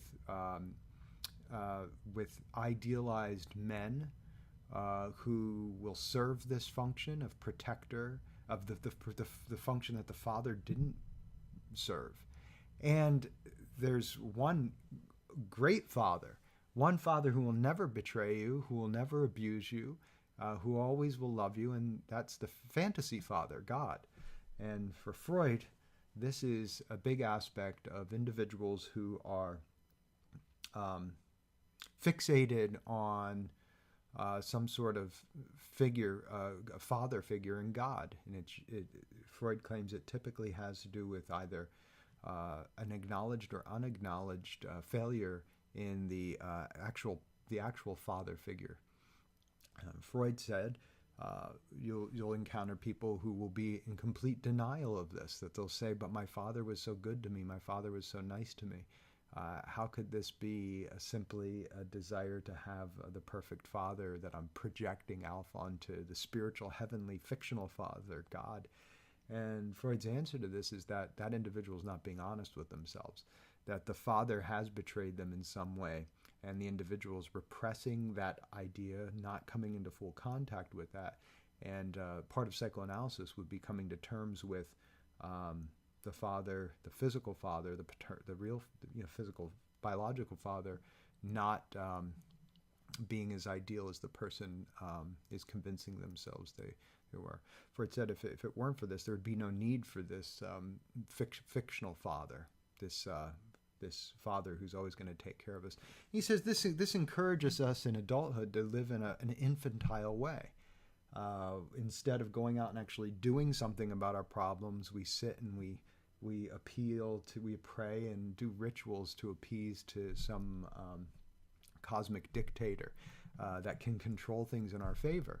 And again, this is a very narcissistic point of view for a psychoanalyst, because the question is, when God is doing you the favor because you do the right rituals, say the right prayers, make the right sacrifices, if you're a good little boy or a good little girl and you earn the points that then gets God to do you the favor back, the psychoanalyst is asking, what about the person who's losing out on the other end? Is that the person who's not praying enough? Who's not doing the right things? And in this way, this becomes a very narcissistic, a very egocentric adolescent worldview. And so Freud is saying that religion, in much the same way, is a fixation in an adolescent wish to not take responsibility for oneself. Now, let's take a look at neurosis, because neurosis is different from psychosis in psychoanalysis. So neurosis, a neurosis is getting caught up in a ritual. A neurosis is doing something. It's like the delusion. It's closely related to the delusion, the strange belief. But the neurosis is the idea that if you keep following by these delusional beliefs, you will alter the outcome of the external world, of the physical world. So if you see people who are posting that someone's sick and you send, please pray for them, they need more prayers. This is, in psychoanalytic terms, a neurotic belief that somehow you can pray for this person and they'll get better. Now, here's an interesting thing. A lot of research has been done in this area, and it turns out that people who pray actually do tend to do better in their situations than people who don't pray. However, there's a caveat to this. There's something that, once I reveal this, it makes perfect sense. As psychologists, if you pray for someone, they have an exam or they have an illness or something, and you pray for them to get better. If they believe in prayer and they know that you're praying for them, there is an effect. They've found in research, in experimental research, that there will be an effect. People will get better, more healthful. We can call this the belief effect or the placebo effect or the power of prayer, however you want to frame it. Here's the kicker. If you pray for someone and they don't know you're praying for them and they don't believe in prayer, it doesn't have any effect. So what we're seeing here is, again, the belief as the thing that's the most important factor in the prayer, not the supernatural influence that's being harnessed into this. Now we're combining a little psychoanalysis and a little experimental psychology here together. So it is a useful fiction. If you believe it, it can have great implications in your life. However, it's the belief that seems to be the factor, not a cosmic metaphysical dictator that's doing things in your favor because you're saying the right chants or doing the right rituals or behaving as a good little boy or good little girl. So Freud would say this other idea is very infantile. It's a way to avoid responsibility and being taken care of as an adult by this big fictionalized father, to be wrapped in the warm fuzzy blanket of childhood. especially if that childhood wasn't warm and fuzzy. And there's still this need for being protected from others. I think you know in psychoanalysis, for psychoanalytic terms, you probably know that there are people who are constant, or we call them needy people. They constantly need to be told what to do. They need to be protected. They need to feel safe. They don't seem to be able to handle things on their own. And then you meet others who can healthfully enjoy being there for another and also being helped by another without that becoming the central centrifugal center of their existence. The need to be needed versus having a legitimate human need for companionship or need for the other, and the need to be there for the other. Okay, so that's the contrast between neurosis and psychosis. Now I'm getting into some pretty technical stuff here that assuming that you have done the work last week to be able to hang with this conversation. Totem and Taboo, 1913. So the first essay in the book is called "The Horror of Incest." Now, this is going to be, if you're studying Freud, and if you're studying Totem and Taboo, incest is going to be one of the biggest ideas. So what is incest? Incest is the potential, the possibility of our parents or we having sexual seduction of our parents, or our parents sexually seducing us. This is not a bizarre concept. This is, if you sit down and think of it, the possibility is there for each and every one of us to either be seduced by our parent or to seduce our parents or our siblings, or another relative. But this is mostly about the parent. This is, I would say, Freud, to make better sense of this isn't necessarily the idea that you want to seduce your parent or that your parent wants to seduce you. I think this is more, when I read Freud, this is more of the possibility of it happening. The fact that it's even possible is disturbing to us. It's unsettling to us. It causes us great emotional discomfort. You might even be uncomfortable with our reading of this, or me discussing it, to even say it. And that's the point. There is the possibility here of incestual seduction. And if Freud were alive today, he'd probably be surprised at just how much of this goes on. It's very uncommon to go a month without reading about some incestual seduction that has taken place, child abuse through the parent or through another family member. It's more common than Freud had any idea, and we see this every day. And if you become a therapist, you'll definitely have patients who have gone through incestuous seduction. Through incest, meaning through some family member, not necessarily the father or the mother, well, it often happens, but siblings, uncles, aunts, things of this nature. Grandparents sometimes. The horror of incest. It is, says Freud, one of the more surprising discoveries of anthropology that among primitive peoples, such as the Aborigines of Australia, sexual relations, far from being unbridled, are in fact subject to the severest restrictions, and that more particularly incest is an even greater taboo among them than among more civilized communities. Indeed, the incest taboo is so extensive that it leads to a system known as exogamy, which requires that sexual partners are sought outside the immediate social group or tribe. This prohibition, Freud claims, is itself linked to totemism. So what is totemism? What is a totem? Maybe you've been familiar with a totem pole in, say, the Lenape tradition or the other indigenous individuals. A totem is usually an animal, although sometimes a plant or natural phenomenon, like rain or water, which is regarded by the clan as their guardian spirit or oracle. And for this reason, its members are under a sacred obligation not to kill, destroy, or eat their totem. Equally significant, a totem is regarded as the clan's common ancestor, which therefore treats all members as if they were blood relatives or one single family. It is this totem kinship which largely explains exogamy. It is not merely actual incestuous relations that are prohibited, but any sexual relation between members of the same totemic group. So we have totem and taboo. What Freud's describing here is, we can use, say, the Lenape as an example. So the Lenape natives that were in New Jersey, Pennsylvania, prior to colonial English, French, German, Dutch, Swiss settlers,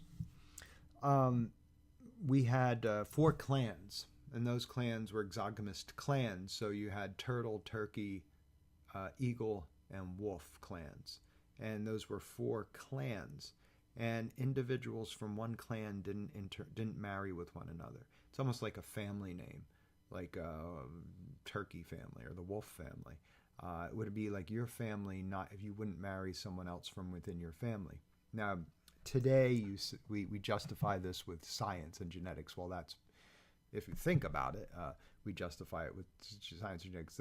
The unthoughtful person just reacts emotionally and says, "Ooh, that's disgusting." The thoughtful person says, well, when the individuals intermarry and they're too close, there are genetic defects that take place. That's the scientific way of doing the same conversation that we're talking about, of justifying the taboo.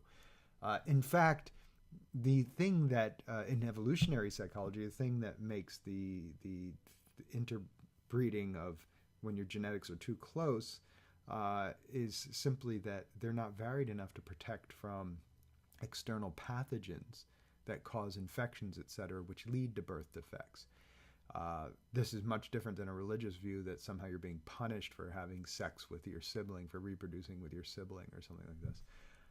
So at any rate, this taboo comes about, and is intimately, this taboo against having sex with a family member.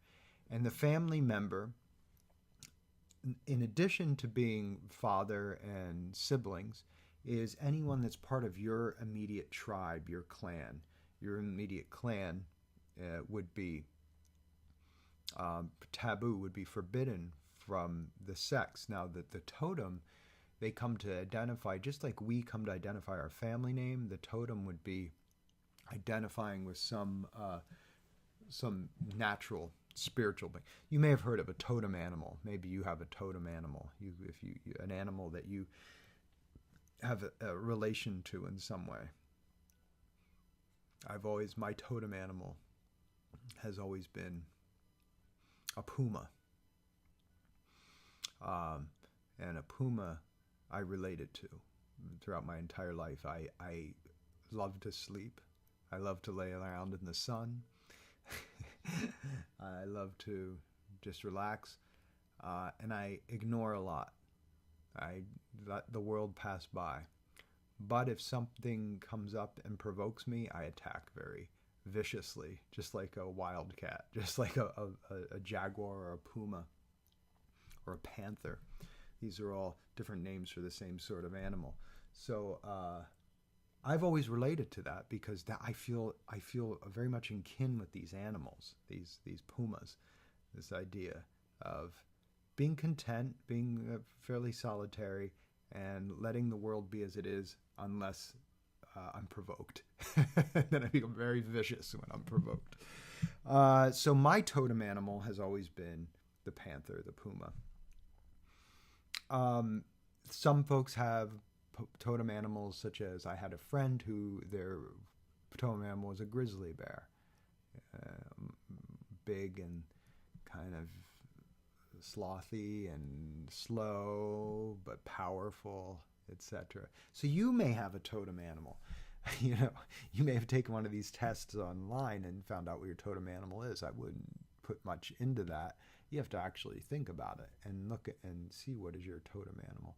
But this is how this aspect, this certain characteristic, is placed on, and some animal becomes sacred. As the turkey, the wolf, the turtle became sacred in the Lenape tradition. They became a sacred figure.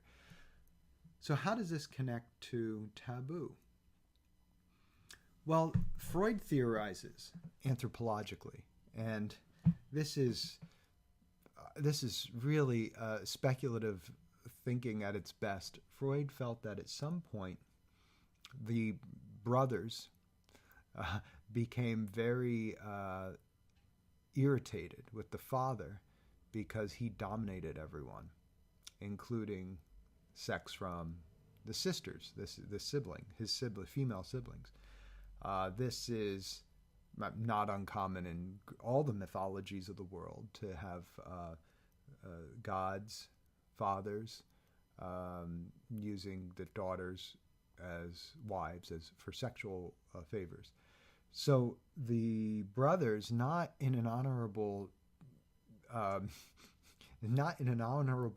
plea to stop the father from having sex with the sisters, but in order to make the sisters available to them for sex, decide to do what?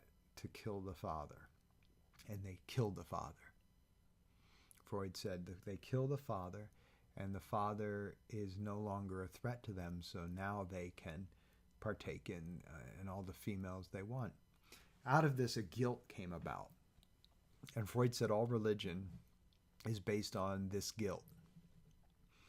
An ancestral guilt, a guilt that is deep within our genes, deep within our unconscious, our psyche. If you want to call those genes, you can do that. The unconscious is our genetic memory of our species, of our ancestors. And that this guilt that comes from the killing of the father, the name of the father, killing the father, is then the sacrifice of the father. In order to deal with this guilt, the individuals make an agreement. They say, and this comes actually in the book Civilization and Discontents. He goes into detail about this. He said, okay, we're all going to give up our freedom of having sex with our female family members by setting up rules, taboos, incest taboos. And this way, the father no longer does it, and neither do we. And in this way, the taboo, the incest taboo is put forth, and that's the exogamy. That's where you can only have sex with other clan members, other people, other families, not sex within your own family. Remember, this is applicable to today as well. This isn't, some fantasy. This is explaining what we do today when we get married or when we have sex with someone outside of our family, and why we find that appealing and sex with someone in our family unappealing or appalling, and why it's pathological if that's not the case. So Freud is looking here and saying that to deal with this guilt, the father figure, the sacrificed father, is placed in a sort of symbolic totem animal. And that totem animal becomes the animal of the tribe. And it's forbidden to eat that animal. It's forbidden to kill that animal. It's the animal that's worshipped. But once a year, in a very special ritual, the animal is eaten. And that is a sort of symbolic gesture of a reminder of the taboo of incest and the totem relationship with the father. Now, some of you are saying, boy, that sounds rather bizarre. But Freud has a surprise for you. If you've read this, you know what I'm about to say. If you're of the Christian faith, you go in and you take, if you're Catholic or Orthodox Christian, you go in and you take communion. Now, what are you doing when you're taking communion? If you go into Eastern Orthodox Church, you are given, there's this little spoon and a little bit of bread, and they say this is the body of Christ. This is the wine. This is the blood of Christ. You're drinking the blood and eating the body of a human being. Now, this is supposed to be, to talk about ritual and talk about totemism, you are actually supposed to be eating the flesh and blood of the Son of God, of a human flesh and blood. This is repeated over and over in the text. And in this way, this is a contemporary holdover of this ritual of eating the totem animal in a ritualistic way in order to atone for the guilt of killing the father in the first place. It's really amazing stuff, and it gets into some interesting areas. That's just chapter 1 of this book, and we're already approaching 35 minutes here. So that is the first essay entitled The Horror of Incest. I'm going to read you a little quote from the second essay entitled Taboo and Emotional Ambivalence. Now, incidentally, ambivalence is one of the central aspects of psychoanalysis. What is ambivalence? Ambivalence is, Freud described ambivalence as simultaneously desiring and being repulsed by something. It's the simultaneous existence of the attraction and the repulsion. Here's the example Freud gives in one of his texts. He said, we'll be intimate with someone. We'll spend the night. We'll put our mouth on their genitals. We'll exchange all type of fluids with them. And the next morning, the thought of using their toothbrush repulses us. That's ambivalence. Being so intimate and so close with someone in one context and simultaneously being repulsed by the concept of using their toothbrush is ambivalence. And that is an example Freud uses. So this idea in the second chapter of the book, Taboo and Emotional Ambivalence. What is this emotional ambivalence? But one thing, Freud says, but one thing would certainly follow from the persistence of the taboo, namely that the original desire to do the prohibited thing must also still persist among the tribes concerned. They must therefore have an ambivalent attitude towards their taboos. In their unconscious, there's nothing they would like more than to violate them. But they are afraid to do so. They are afraid precisely because they would like to, and the fear is stronger than the desire. They desire in unconscious, however, is every individual member of the tribe, just as it is in neurotics. What does this mean? Another big surprise for us. The only reason that you have to put a prohibition on something is just there is a desire for something. Let's make this painless. Would we have any need to prohibit murder if the desire for murder didn't exist? Of course not. It would be an irrelevant thing. It would be like prohibiting something and people saying, well, of course you prohibit this. But yet we really need to prohibit murder. Because at some point in life, all of us have murderous desires. There's, at least briefly, we all desire to annihilate someone for some reason. If you don't believe that, you have to get honest with yourself and examine the next time you're passionately angry at something or someone. And this does not only hold true for murder, but it holds true for incest. Without the need to have a rule that says you're not allowed to do this, this universal taboo, that's what a taboo is, it's a rule. Without this taboo, the very act of having to state that you can't do it says that presupposes that there is some acknowledged or unacknowledged desire to do it.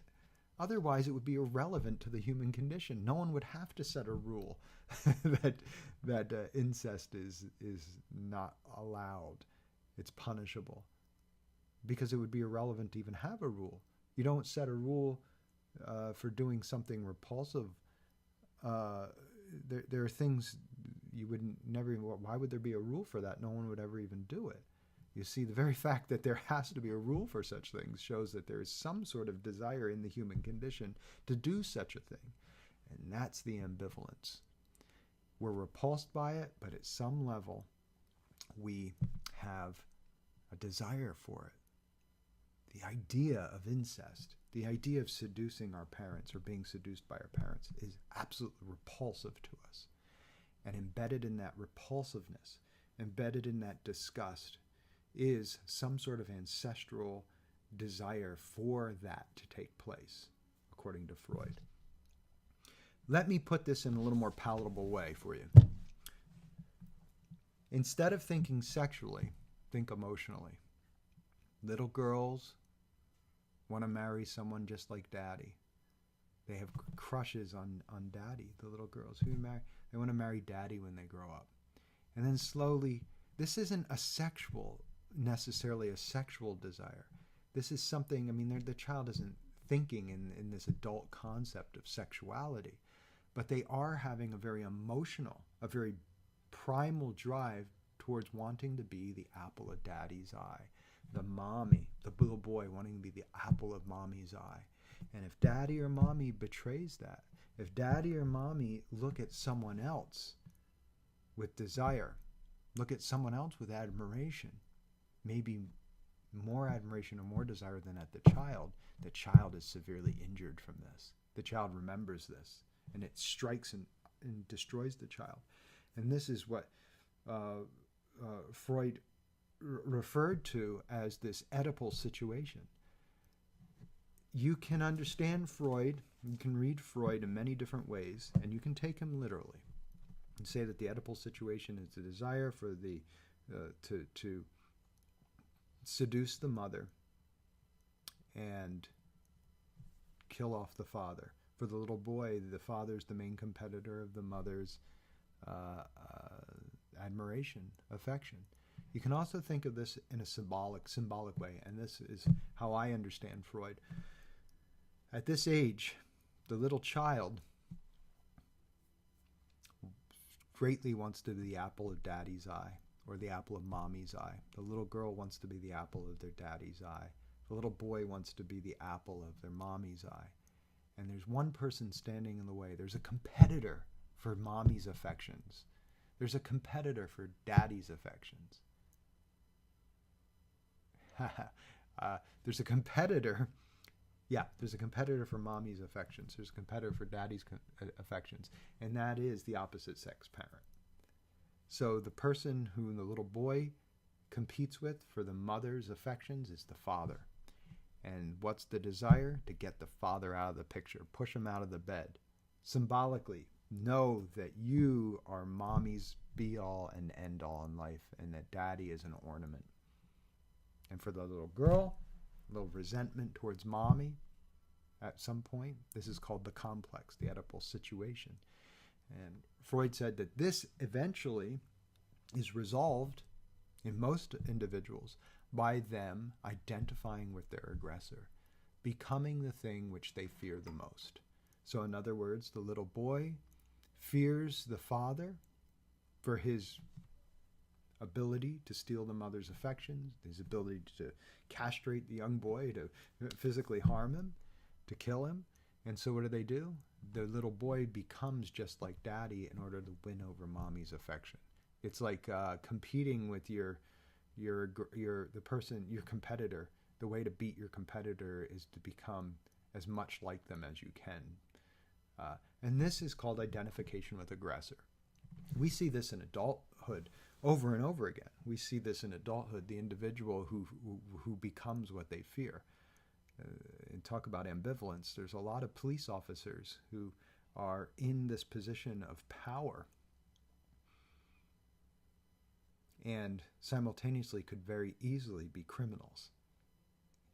There are individuals, in speaking religion, you have many individuals who hold themselves in clerical positions, priests, etc., who become predators, who become the individuals who harm humanity rather than protect them.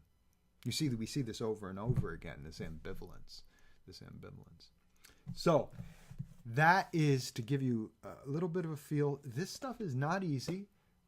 Firstly, it's not easy intellectually. This isn't a novel. You can't sit down and read this stuff and say, okay, I read it. You need to sit down with this and read a sentence and read a paragraph and ask yourself, did I understand what that said? You can't do it with music playing, typically. You can't do it with YouTube on, and you can't do it while on the computer. You have to fully concentrate on this stuff.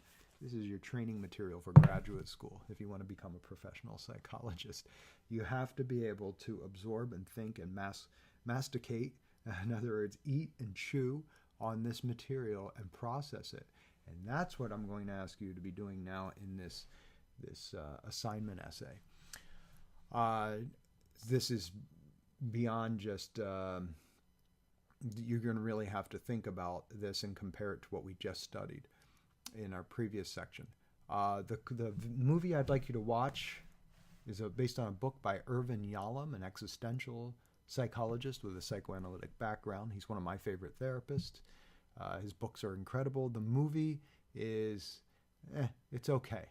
It's like a B movie, but the ideas are really good, and you're going to learn a lot about Freudian psychoanalysis, the history of Freudian psychoanalysis, and also the influence of Friedrich Nietzsche's philosophy on everything you're studying here in Freudian psychoanalysis. Okay, everyone, enjoy the topic. See you next time.